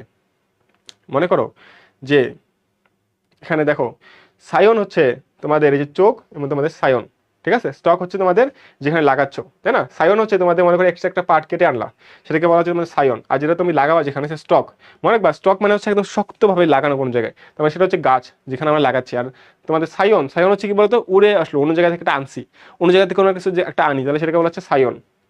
এখন একটু তুমি খেয়াল করো, কি বললাম ভাইয়া, কিছু বুঝলাম, দেখি একটু কতটুকু বোঝা যায় এখান থেকে, যে সায়ন বিচ্ছিন্ন অংশ, যেটা মনে করো বাইরে থেকে একটা বিচ্ছিন্ন অংশ নিয়ে আসলাম, মানে একটা ভালো উদ্ভিদ মনে হচ্ছে ওই উদ্ভিদে মনে করো আম খুব ভালো, রাজশাহীর আম খুব ভালো, সেখান থেকে একটা ডাল কেটে এনে সেটাকে সায়ন বলা হচ্ছে, সায়ন, সেখানে সায়ন মানে নিয়ে আসতেছি বিচ্ছিন্ন অংশ। আর যে উদ্ভিদের সাথে জোড়া লাগানো হয় স্টক, শক্তভাবে যে উদ্ভিদটা বাড়িতে লাগানো থাকে স্টক শক্তভাবে, সেটা হচ্ছে আমাদের স্টক। তারপরে সায়ন স্টক সেটা হচ্ছে জোর কলম, কি বললাম, জোর কলম। ফুল এবং ফুলের চরিত্র নির্ভর করে সায়নের উপর। তাহলে দেখো সায়নের উপর স্টকের উপর নয়, আচ্ছা স্টকের উপর নয়, এটা খুব ইম্পর্টেন্ট, ঠিক আছে, যে সায়নের উপর নির্ভর করে না, স্টকের উপর নির্ভর করে, ঠিক আছে, স্টকের উপর নির্ভর করে। আচ্ছা স্টকের উপর নয়, আচ্ছা হ্যাঁ স্টকের উপর নির্ভর নয়, আচ্ছা এটা যেটা বলতেছিলাম একটু একটু মিস্টেক হয়েছে, কি এখানে সায়নের উপর নির্ভর করে, যেটা বললাম রাশিয়ার আম খুব ভালো, তো সেখানে একটা সায়ন আনলাম, খুব একটা সিম্পল একটা ছোট একটা জিনিস আনলাম, এনে আমরা এখানে লাগাই দিলাম, তার মানে সায়নটা যেহেতু আনছি স্টকে লাগাচ্ছি, স্টক তো মনে করো যে পুষ্টি দিবে, আর ফল উৎপাদন করবে কে, ফল উৎপাদন করবে তোমাদের যেই সায়নটা, সায়নটা বাইরে থেকে আনছি, তার মানে যে বিদেশি জিনিস, তাই না, আমরা সময় বিদেশ থেকে অনেক কিছু আমদানি করি যেটা ভালো জিনিস, তাহলে আমদানি করা জিনিসটা সায়ন, তার মানে সায়নের উপরে তোমাদের বৈশিষ্ট্য নির্ভর করবে, স্টকের উপর নির্ভর করবে না। আচ্ছা এখন এখান থেকে গুটি কলম খুব ইম্পর্টেন্ট, দেখো গুটি কলম হচ্ছে আমাদের লেবু, আম এবং গোলাপ। এখন একটু আমি একটা কথা বলি, একটুকে বললাম না দাবি কলমের মধ্যে লেবু ছিল, তার মানে এখানে একটু কন্ট্রাডিকশন আছে, কারণ লেবু এখানেও আছে ওখানেও আছে, তার মানে তুমি লেবুটাকে একটু ওভারলুক করতে পারো, এটা কাটা, কারণ এখানে তোমাদের ওখানে ছিল আম, ঠিক আছে, আম আর গোলাপ এগুলো তুমি দেখতে পারো, গন্ধরাজ, ঠিক আছে, একটু দেখে রাখিও, গুটি কলম হচ্ছে আম, গোলাপ আর গন্ধরাজ। তাহলে মনে করো আমের গন্ধে সে হচ্ছে কি হলো, আমের গন্ধ এবং গোলাপের গন্ধ খুব ভালো লাগে, তাহলে মনে রাখতে পারো যে আগ, অথবা তুমি মনে রাখতে পারো যে আগ দিয়ে মনে রাখতে পারো, তাই না, আগ, তাই না, আগ দিয়ে মনে রাখতে পারো, যে গুটি কলম হচ্ছে গুটি গুটি বা আগ দিয়ে মনে রাখতে পারো, এই আর কি। আচ্ছা চোখ কলম বা কুড়ি কলম, এটা হচ্ছে মনে রাখবা চোখে আমাদের কোন জিনিসটা সবচেয়ে ভালো লাগে বলো তো, চোখে কোন জিনিসটা আমাদের দেখতে খুব সুন্দর লাগে, সেটা হচ্ছে গোলাপ, গোলাপটা দেখতে আমার খুব সুন্দর লাগে, তার মানে চোখ কলমের মধ্যে গোলাপ আছে। আবার আমি যেটা বললাম চোখ কলমের মধ্যে গোলাপটা মেইনলি মেইনলি চোখ কলম দিয়ে গোলাপ করে, উপরে দেখলাম না ওই যে তোমাদের গুটি কলম ছিল, গুটি কলম দিয়েও করে গোলাপ, আম করে, গন্ধরাজ করে, বাট এখানে তুমি মনে রাখবা মেইনলি যদি চোখ কলম আসে এটা বেশি দেওয়ার চান্স আছে, এটা দেওয়ার চান্স তোমাদের বেশি, যে চোখ কলম হচ্ছে, এটা আমি প্রশ্ন দেখছি তো, চোখ কলম বা কুড়ি, কুড়ি সংযোজন, এটা কার ক্ষেত্রে করে বলো তো, রোজ অথবা গোলাপের ক্ষেত্রে সবচেয়ে বেশি পড়ে, মেডিকেলে এটা আসছিল একবার, যে চোখ কলম হচ্ছে তোমাদের গোলাপের ক্ষেত্রে দেখা যায়, কুল বড়ই গোলাপ। তাহলে দেখো চোখের মধ্যে খুব সুন্দর লাগে, কুল লাগে, কি বলতো, গোলাপটা সবচেয়ে সুন্দর লাগে, কুল লাগে, তাহলে চোখ কলম বড়ই গোলাপ। হ্যাঁ চোখের মধ্যে সবচেয়ে সুন্দর কোনটা লাগে, গোলাপ ফুলটা সবচেয়ে বেশি সুন্দর লাগে, রোজ যেটা বলি আমরা। তো সামনে দেখা যাবে, সামনে অনেকে ডে আসতেছে, তো অনেকে তোমরা গোলাপ ফুল দিবা, তাই না, তো আমাদের যেহেতু সামনে পরীক্ষা আমরা গোলাপ ফুলের দিকে তাকাবো না, আমাদের মেইন টার্গেট এখন মেডিকেল এডমিশন টেস্ট, তাই না। তো আমরা ইনশাল্লাহ আমরা এগুলোর দিকে এখন আপাতত তাকাবো না, যদি কোথাও চান্স পাও ইনশাল্লাহ তাহলে তখন একটু তুমি ভাবতে পারো, বা আপাতত এসব গোলাপ টোলাপ বাদ।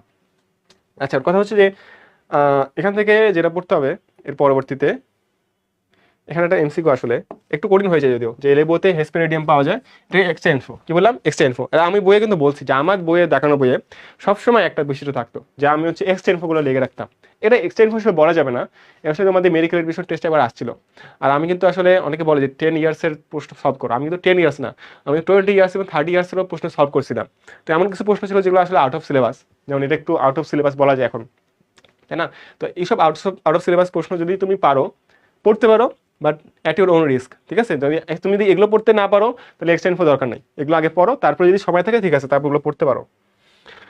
আচ্ছা এখন কথা হচ্ছে যে এখন অনেক সময় এমন হবে যে প্রজনন প্রক্রিয়ায়, এই যে অনেক সময় এমন হয় বুঝছো, যে এক্সেপশন থাকে ভাইয়া লাইফে, এমন দেখবা যে তুমি একটা ভাবছো একটা কিন্তু হয়ে গেছে আরেকটা, অনেক সময় প্রকৃতি সবসময় নিয়মে চলে, প্রকৃতির নিয়ম হচ্ছে একটা স্ট্যান্ডার্ড রুল, এর উপর নিচ হবে না, বাট মাঝে মধ্যে প্রকৃতিও দেখা যায় ভুল করে।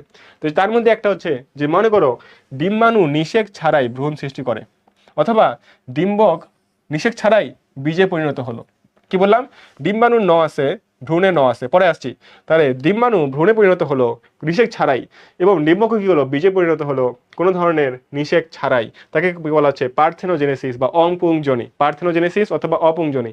এখন তুমি চিন্তা করো যে যেহেতু ভ্রূণটি মানে ডিম্বাণু ভ্রূণ গ্রহণ করছে, তাহলে এটা কি হবে বলতো, এটা তোমাদের মোটামুটি হ্যাপ্লয়েড হবে, তাই না, কারণ ডিম্বাণু তো তোমাদের হ্যাপ্লয়েড, তাহলে পার্থেনোজেনেসিস অপুংজনি খুব ইম্পর্টেন্ট ভাইয়া, এটা আসলে মেডিকেলেও দেখো দাগায় রাখছি লাল কালি দিয়ে, তবে মেডিকেলের জন্য ইম্পর্টেন্ট অ্যান্ড এখানে মেডিকেলের প্রশ্ন আসছে। দেখো লেবু আর কমলা লেবু, তাহলে আমি মনে রাখছিলাম কি জানো, যারা হচ্ছে লেবুর মতো পাবলিক, লেবুর মতো পাবলিক বলতে কি, তারা হচ্ছে মনে করো একদম মানে আসলে তারা মেইন কিছু না, তারা সাইড ক্যারেক্টার, তাই না, তারা হচ্ছে লাইফে অত ইম্পর্টেন্ট না। তাহলে মনে করো যারা হচ্ছে ডিম্বাণু, যারা হচ্ছে এরকম ভ্রূণ সৃষ্টি করছে নিষেক সারাই, তারা কি করতো, তারা হচ্ছে আনইম্পর্টেন্ট, তারা হচ্ছে কোনো সমাজে কোনো ভ্যালু নাই, এরকম ধরনের আমরা কি বলতেছি, যারা হচ্ছে নিয়মের বাইরে চলে গেছে, তারা বলছে লেবু, কমলা লেবু, এরকম টাইপের কিছু একটা। এক কথা হচ্ছে পার্থেনোজেনেসিস প্রধানত দুই প্রকার, একটা হচ্ছে হ্যাপ্লয়েড, একটা হচ্ছে ডিপ্লয়েড। আমি একটা সিম্পল কথা বলি ভাইয়া, যে হ্যাপ্লয়েডের মাধ্যমে তুমি কি হবে বলতো, হ্যাপ্লয়েড পার্থেনোজেনেসিসের মাধ্যমে তুমি মায়োসিস প্রক্রিয়ায় ডিম্বাণু তৈরি করবা। কি বললাম, মায়োসিস প্রক্রিয়া। এর মাধ্যমে তুমি দুইটা উদ্ভিদের নাম খুবই ইম্পর্টেন্ট, এটা মনে রাখবা।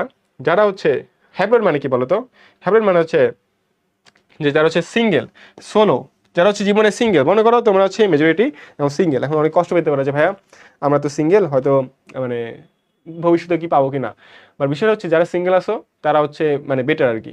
কারণ বলি, কারণ হচ্ছে এই বয়সে তোমরা অনেকে দেখবে যারা হচ্ছে এরকম জড়ায় যাও, তারা হচ্ছে মেজরিটি টাইমে ভালো জায়গায় চান্স পায় না। এটা আসলে একটা রুল অফ থাম বলা যায়। বাট বিষয়টা হচ্ছে অনেকে এটা চালিয়ে যেতে পারে, আর অনেকে দেখা যায় এটা মাঝে মধ্যেই ব্যালেন্স করতে পারে না।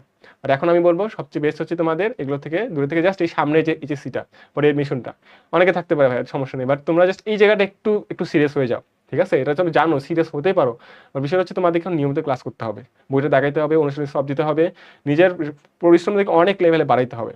এখন আসলে সেই সময়টা নাই, তোমরা এই ফার্স্ট ইয়ারে যখন উঠছিলা তোমরা অনেক বেশি মনে করো কলেজ লাইফ নিয়ে অনেক বেশি আশা ছিল, এখন সেই এটাকে করা যাবে না। এখন তোমাকে কাজ হচ্ছে তোমাদের অবশ্যই অবশ্যই এইচএসসি লাইফ নিয়ে সিরিয়াস থাকবা। সামনে এডমিশন, অবশ্যই ভাইয়া আমার চান্স হবে, কেন হবে না? আমাকে ডিএমসি ভাই কাছে পড়তেছি, টাকা ডিএমসিতে পড়তেছি, তারা যেটা দিয়েছে তারা সেটা তো অবশ্যই এগুলো পড়েই তো মেডিকেলের চান্স পাবে। তোমাদের এখান থেকে অবশ্যই পাবে না, যারা ক্লাস দেখতেছো পাবা না, অবশ্যই পাবা। তবে এখানে পার্থক্যটা কোথায় হবে, পরিশ্রমে, তোমাদের যারা ডেডিকেশন দিবা, ঠিক আছে? এটা হচ্ছে আমরা একটু কথা বললাম তোমাদের সাথে, মাঝে মধ্যে এগুলো বলার প্রয়োজন হয়, বুঝছো? পড়তেছো পড়তেছো অনেক সময় ঘুম ধরে যায়, তাই না? এই জন্য আর কি তোমাদেরকে বলা হলো। এখন কথা হচ্ছে পার্থেনোজেনেসিস যেটা বললাম, হ্যাপ্লয়েড আর ডিপ্লয়েড। এখানে যেটা তোমার হ্যাপ্লয়েড হবে সেটা হচ্ছে মায়োসিস প্রক্রিয়া ডিম্বাণু তৈরি হবে, আর এখানে কোনো ধরনের নিষেক হবে না, অবশ্যই যেটা একটু বললাম, নিষেক না হওয়ার কারণে কি হবে, সে সিঙ্গেল থাকবে, মানে সোলো হবে। সোলো মানে কি, সোলো প্লে করি না আমরা, তাহলে সিঙ্গেল হবে। আর মানে একবার ওতে হচ্ছে জিরো, ওতে হচ্ছে মানে কি জিরো, জিরো মানে হচ্ছে সিঙ্গেল, সে হচ্ছে কারোর সাথে নাই, সে হচ্ছে সিঙ্গেল। তার মানে হচ্ছে দেখো সোলো আর হচ্ছে অর্কিস মেকুলা, এটা পড়তে পারো যে সোলো আর হচ্ছে ওতে হচ্ছে সিঙ্গেল, তার মানে জিরো, তার মানে কারোর সাথে নাই। ডাবল হলে তো আমরা টু বলতে পারতাম, তাই না? তার মানে সিঙ্গেল মানে হচ্ছে হ্যাপ্লয়েড, তার মানে ও দিয়ে মনে রাখবো। আচ্ছা, এখন কথা হচ্ছে যে ডিপ্লয়েড পার্থেনোজেনেসিসের মধ্যে আমরা মনে রাখবো সে ডিটিপি, আমরা পড়ছি না যে ডিটিপি পড়ছি না, ডিপথেরিয়া, টিটেনাস আর কি হচ্ছে তোমাদের পার্টোসিস। তাহলে হচ্ছে তুমি তিনটা যোগ একসাথে বলি না, ডিটিপি বলি, তাহলে ডিটিপি দিয়ে মনে রাখবা ডিতে হচ্ছে ডিপ্লয়েড, টিতে হচ্ছে তোমাদের টার আর পার, তার আর পার, তাহলে কি বললাম, তার আর পার। তাহলে আমরা মনে রাখবো TAR আর হচ্ছে PAR। তাহলে এখান থেকে মনে রাখবো ডিপ্লয়েড পার্থেনোজেনেসিস। উদাহরণ লাগবে ভাইয়া, আমি কিন্তু সবকিছু পড়তেছি না, দেখো এত বড় জিনিস পড়ছি আমি তো পড়ি নাই, মানে আমার মেইন গোল হচ্ছে এখান থেকে এমসিকিউ অ্যান্সার করা। আর এমসিকিউ অ্যান্সার করার জন্য অবশ্যই তোমাকে একটু ট্যাকটিক্যাল হতে হবে, তাই না? এখন কথা হচ্ছে এটা পড়ার পরে এখানে একটা খুবই ইম্পর্টেন্ট এমসিকিউ, যারা মনে করো একটু তামাক টামাক খায় তাদের ক্ষেত্রে দেখা যায় কি একটু তারা হচ্ছে উল্টাপাল্টা মাঝে মধ্যে কাজ করে। তাদের ক্ষেত্রে এখানেও দেখবা যে নিকোটিনা টাবাকুম যেটা হচ্ছে তামাক, সেটা হচ্ছে অনিশ্চিত শুক্রাণু থেকে ভ্রূণ সৃষ্টি হয়, তার মানে সেক্ষেত্রে একটু এক্সেপশন দেখা যায়। তার মানে তামাক খেয়ে মনে করো সেই তামাক গাছের মধ্যেই দেখা গেছে কি একটু উল্টাপাল্টা অনিশ্চিত নির্মাণ থেকেই আমাদের ভ্রূণ সৃষ্টি হবে, যেটা হচ্ছে আমাদের মনে করে এটা অ্যান্ড্রোজেনেসিস বলা হচ্ছে। কেন? কারণ হচ্ছে অ্যান্ড্রোজেন বা আমাদের অ্যান্ড্রো মানে কি বলতো, অ্যান্ড্রো মানে হচ্ছে মেলকে আমরা অ্যান্ড্রো বলি, আর ফিমেলকে আমরা বলতে পারি প্রোজেস্টেরন, সেগুলো হচ্ছে ফিমেলের ক্ষেত্রে আমরা বলতে পারি। তার মানে অ্যান্ড্রোজেনের ক্ষেত্রে এটা হচ্ছে অ্যান্ড্রোজেনেসিস, জেনেসিস মানে কি তৈরি করা, তার মানে অ্যান্ড্রো মানে হচ্ছে মানে শুক্রাণু থেকে যখন এরকম তৈরি হবে, কারণ এগুলো সবকিছু কি বলছি একটু ডিম্বাণু পড়ছিলাম, কিন্তু এখানে হচ্ছে অ্যান্ড্রো, তার মানে হচ্ছে আমাদের শুক্রাণু থেকে তৈরি হবে, সেটা হচ্ছে অ্যান্ড্রোজেনেসিস। এটা হচ্ছে উদাহরণ হলো আমাদের নিকোটিনা টাবাকুম, সেটা হচ্ছে আমাদের তামাক গাছ, এবং আমাদের যে HB যে ভ্যাকসিন আছে আমাদের, যে হেপাটাইটিস বি ভ্যাকসিন, সেটা আমাদের তৈরি হয় এখান থেকে, আমাদের তামাক গাছ থেকে তৈরি হয়। এটা অন্য চ্যাপ্টারে পড়া, আর এটা তোমাদের ফার্স্ট চ্যাপ্টারে পড়ছো যে তামাক গাছের ক্রোমোজোম সংখ্যা হচ্ছে 28, আগে সেটা রিলেট করতে পারছো এখন। আচ্ছা, এখন কথা হচ্ছে এখান থেকে এটুকুই পড়তে হবে। আর এখান থেকে স্পোর আমি যে লিখে রাখছি, স্পোর হচ্ছে তোমাদের ডিপ্লয়েড, আর হচ্ছে তোমাদের গ্যামেট হচ্ছে তোমাদের হ্যাপ্লয়েড, এটা জানা কথা, এটা সবাই জানে এখন। অ্যাপোস্পোরি হচ্ছে মনে রাখবা যে স্পোর মানে হচ্ছে কি বললাম ডিপ্লয়েড, তার মানে দেহকোষ থেকে তৈরি হবে, কি বললাম, স্পোর মানে হচ্ছে ডিপ্লয়েড, ডিপ্লয়েড কি হবে, সোমাটিক সেল অথবা দেহকোষ, তার মানে সে হচ্ছে দেহকোষ বা সোমাটিক সেল থেকে তৈরি হবে। এটা হচ্ছে উদাহরণ কি বলতো, যেগুলো তোমাদের সোমাটিক সেল, সোমাটিক সেলের মধ্যে পড়ে যেগুলো, যেমন ডিম্বক ত্বক, এ হচ্ছে তোমাদের ডিপ্লয়েড, তার মানে সে সোমাটিক সেল। নিউক্লিয়াস, এটা হচ্ছে তোমাদের যেটা ভ্রূণপোষক টিস্যু, সেটা হচ্ছে তোমাদের সোমাটিক সেল, এটাও তোমাদের সোমাটিক সেল হবে। তারপর হচ্ছে তোমাদের এটা হচ্ছে অ্যাপোস্পোরি উদাহরণ। মনে রাখবা এটা মনে রাখতে পারে হাইরে আপু, কি বললাম, হাইরে অপ্সরা অথবা হাইরে আপু দিয়ে মনে রাখতে পারো। অনেক সময় অনেকে দেখা যায় সিনিয়র আপুর প্রতি একটু দুর্বল থাকে, এটা স্বাভাবিক। তো দেখা যায় তাদের ক্ষেত্রে কি বলতে পারো যে হাইরে আপু অথবা হাইরে অপ্সরা। কেন? কারণ হচ্ছে হাই রাশিয়াম, সে দিয়ে মনে রাখবা যে অ্যাপোস্পরি অথবা আপু অথবা অপ্সরা। অপ্সরা দিয়ে মনে রাখাটা আগে সিম্পল হয়। তো এখান থেকে আই গেস এই জিনিসটা মনে রাখাটা খুব সিম্পল, তাই না? এখান থেকে মনে রাখতে পারি আমরা। আচ্ছা, এখন কথা হচ্ছে যে এটা খুব ইম্পর্টেন্ট গেল, এখান থেকে এইটুকু ভালো ইম্পর্টেন্ট ছিল। জাস্ট এমসিকিউ ভাই, এখান থেকে এমসিকিউ পারলেই অনেক। আচ্ছা, অ্যাডভেন্টেটিভ এমব্রায়োলজি, এমব্রায়োনি, এটা হচ্ছে কি বলতো? এটা হচ্ছে মনে করো যে আমাদের ভ্রূণথলি গঠন ছাড়াই, ভ্রূণথলি মানে কি, এই যে এখানে আমাদের কোষগুলো আঁকছিলাম, এখানে 3টা সেল ছিল, এখানে 3টা সেল ছিল, আর মাঝখানে 2টা সেল এখানে ছিল। এটা যদি গঠন না করেই আমাদের দেখা যায় যদি তোমার ভ্রূণ সৃষ্টি হয়ে যায়, তাহলে এটাকে বলা হচ্ছে অ্যাডভেন্টেটিভ। তেমন এটা একটা অ্যাডভান্টেজ বলতে পারো, যে তৈরি করতে হয়নি। অনেকে আছে দেখা যায় অনেক কম পরিশ্রম করে, এডমিশন টাইমে অনেক ভালো করতে পারে। কেন? তেমন হচ্ছে তারা একটা অ্যাডভান্টেজ পেয়ে যায়। অনেকে থাকে আগে থেকে গড গিফটেড থাকে, তো তাদের ক্ষেত্রে এটা হচ্ছে অ্যাডভেন্টেটিভ, একটা অ্যাডভান্টেজ থাকে তাদের ক্ষেত্রে। তো এটা হচ্ছে সেরকম একটা জিনিস যেখানে হচ্ছে এটাকে বলা হচ্ছে কি অ্যাডভেন্টেটিভ এমব্রায়োনি। তো এখন কথা হচ্ছে অ্যাপোগেমি কি হবে? একটু আগে বলছিলাম অ্যাপোস্পোরি, স্পোর মানে কি ডিপ্লয়েড, আর অ্যাপোগেমি হচ্ছে সিঙ্গেল মানে হ্যাপ্লয়েড।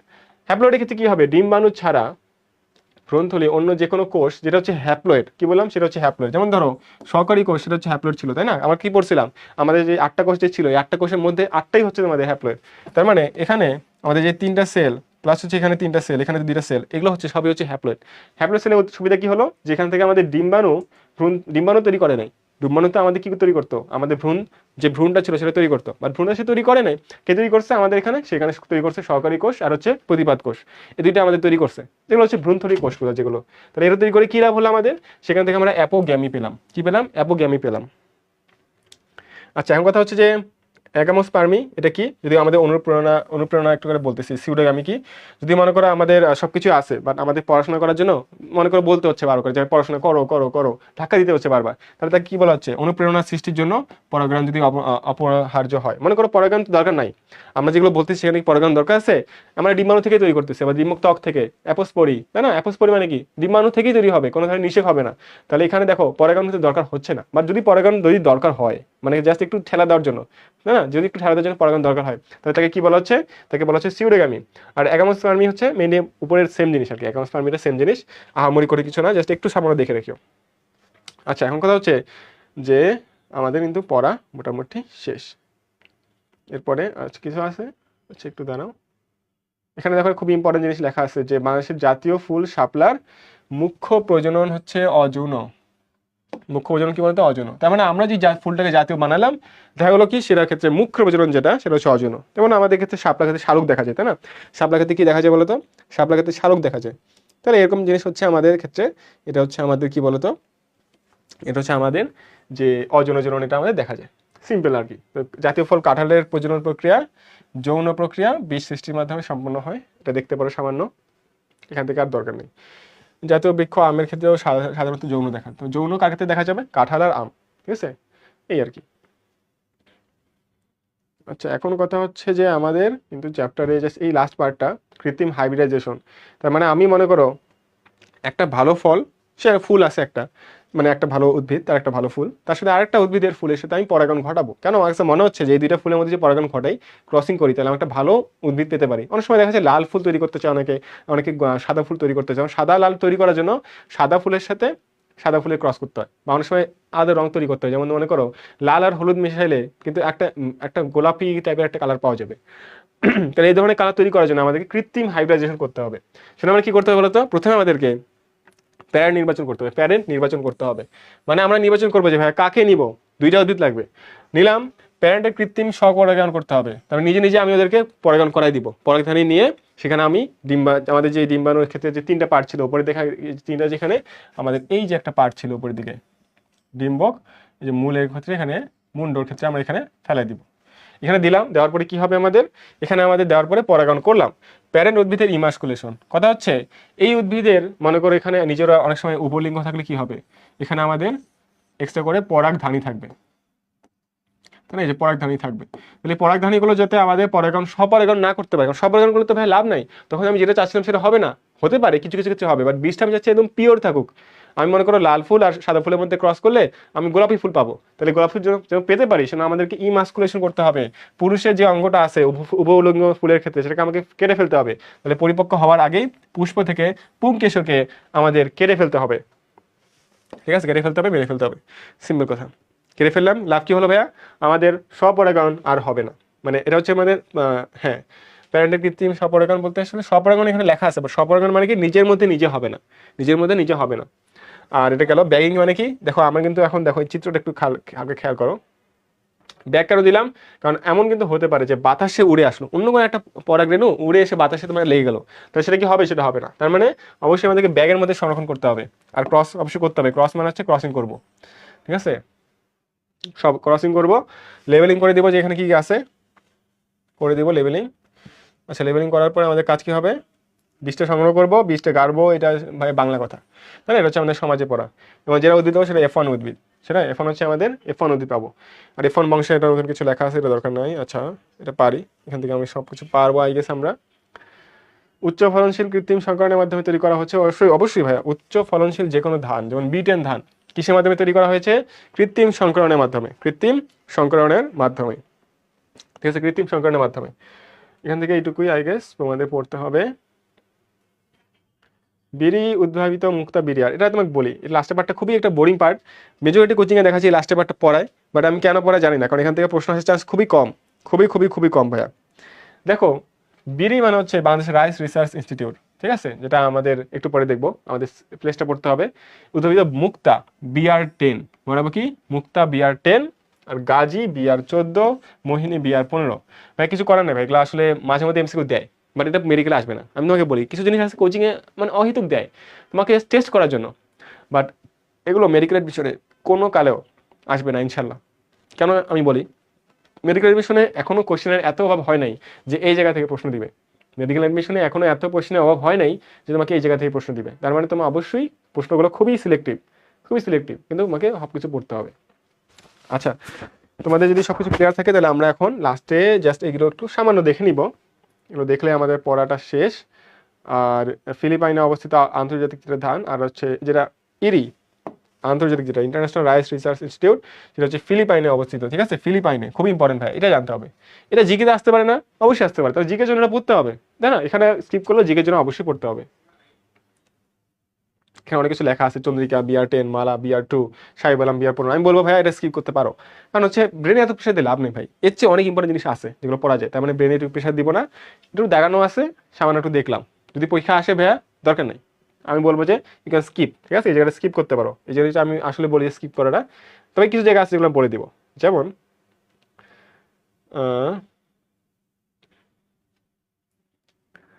আচ্ছা, এখানে জায়গায় দেখতে পারো, একটু সামান্য একটা জিনিস যে ইরি আট এর ইন্দোনেশিয়ার পেটা ধান, আর তাইওয়ানের ডি।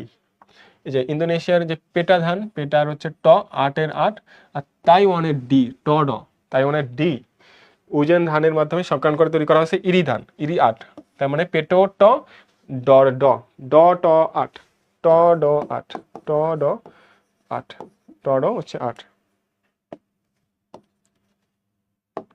ট ড হচ্ছে আট। তাহলে আই গেস এটা পারবা। আর এখান থেকে আই গেছে কিছু দরকার। আচ্ছা, মনে রাখবা যে এইটা একটু ইম্পর্টেন্ট আছে, যে B20 আর হচ্ছে বিআর এর মধ্যে সংখ্যা করে বিরিশাইল, বিরিশাইলটা একটু ইম্পর্টেন্ট আছে, একটু দেখা নিও, ঠিক আছে, বিরিশাইলটা একটু ইম্পর্টেন্ট আছে। বিরিশাইলটা কেন ইম্পর্টেন্ট আছে? কারণ এখান থেকে আমাদের প্রশ্ন আমি দেখছি আসতে। আচ্ছা, এখন কথা হচ্ছে যে বিজ্ঞানের যে কথা বলতো, যে সাল ভুট্টার সংকর উদ্ভিদ সৃষ্টির মাধ্যমে ভুট্টার দানা এটা তৈরি করছে, এটা দেখে নিও। আসলে এই জায়গাটা খুবই একটু বোরিং টপিক, এখান থেকে প্রশ্ন আসলে খুবই কম আসে, বা যদি আসে যেগুলো দেখা দিলাম সেখান থেকে ইনশাআল্লাহ চলে আসবে, এর বাইরে আগে একটা জিনিস পড়তে হবে না। আচ্ছা, আমাদের কিন্তু শেষ, আলহামদুলিল্লাহ আমাদের চ্যাপ্টার কিন্তু শেষ। তার মানে ভাইয়া আমরা কিন্তু খুব মানে বেশিক্ষণ লাগছে কি ভাইয়া? কতক্ষণ লাগলো বলো তো? Just 1 hour 35 minute. তার মধ্যে প্রথম 5 মিনিট একটু গেল, তোমাদের অনেকে ছিল না, অ্যাড হলা, সেখানে চলে গেছে। আমি বলবো যে তোমরা এখন কাজ হবে, তোমরা অবশ্যই অনুশীলনীগুলো দেখবা, তোমাদের যেগুলো পরীক্ষা লাস্টে মানে চ্যাপ্টারের লাস্টে যেগুলো অনুশীলনী আছে সেগুলো অবশ্যই দেখতে হবে, এটা কোনো বিকল্প নাই। আর হচ্ছে তোমাদের যে কোশ্চেন ব্যাংকটা দেখবা, বইটা দাগায় ফেলবা, বইটা দাগায় এখন জাস্ট নিচ থেকে, আজকে না পরীক্ষার আগে কালকে দেখতে পারো, অথবা রাতে আজকে শোয়ার আগে একটু দেখতে পারো। কারণ আমি জাস্ট একটু গ্যাপ দিলে তোমার জিনিসটা মাথায় একটু ডাইজেস্ট হতে সময় নেবে, মানে জিনিসটা হচ্ছে সহজেই তুমি ডাইজেস্ট করতে পারবা। আচ্ছা তাহলে আজকে এই পর্যন্ত থাক। আচ্ছা তুমি একটু জাস্ট একটু লিখতে পারো যে ভাই ক্লাসটা কেমন লাগলো, একটু লিখে দিলে আমার জন্য সুবিধা হয়। কারণ দেখো আমি কিন্তু অত বেশি ক্লাস নিই না তোমাদের জন্য। এখন কথা হচ্ছে তোমরা যদি একটু কোঅপারেট করো যে না ভাই ভাই ক্লাসটা ভালো লাগছে, আপনি একটু নিতে পারেন, অন্য চ্যাপ্টারগুলো যদি একটু নেন তাহলে সুবিধা হয়। তাহলে তুমি যদি একটু আমাকে একটু রিভিউ দিয়ে দাও, নিচে যদি লিখে দাও, এটা আমাদের একটু সুবিধা হয়, ঠিক আছে? আচ্ছা তাহলে তোমাদের জন্য আজকে এটুকুই। আমরা ইনশাআল্লাহ দেখা করবো অন্য কোনো ভিডিওতে, নেক্সট কোনো ক্লাসে যখন আমাদের সাথে দেখা হবে তোমাদের সাথে। আজকের জন্য তোমাদের সাথে এইটুকুই। আসসালামু আলাইকুম।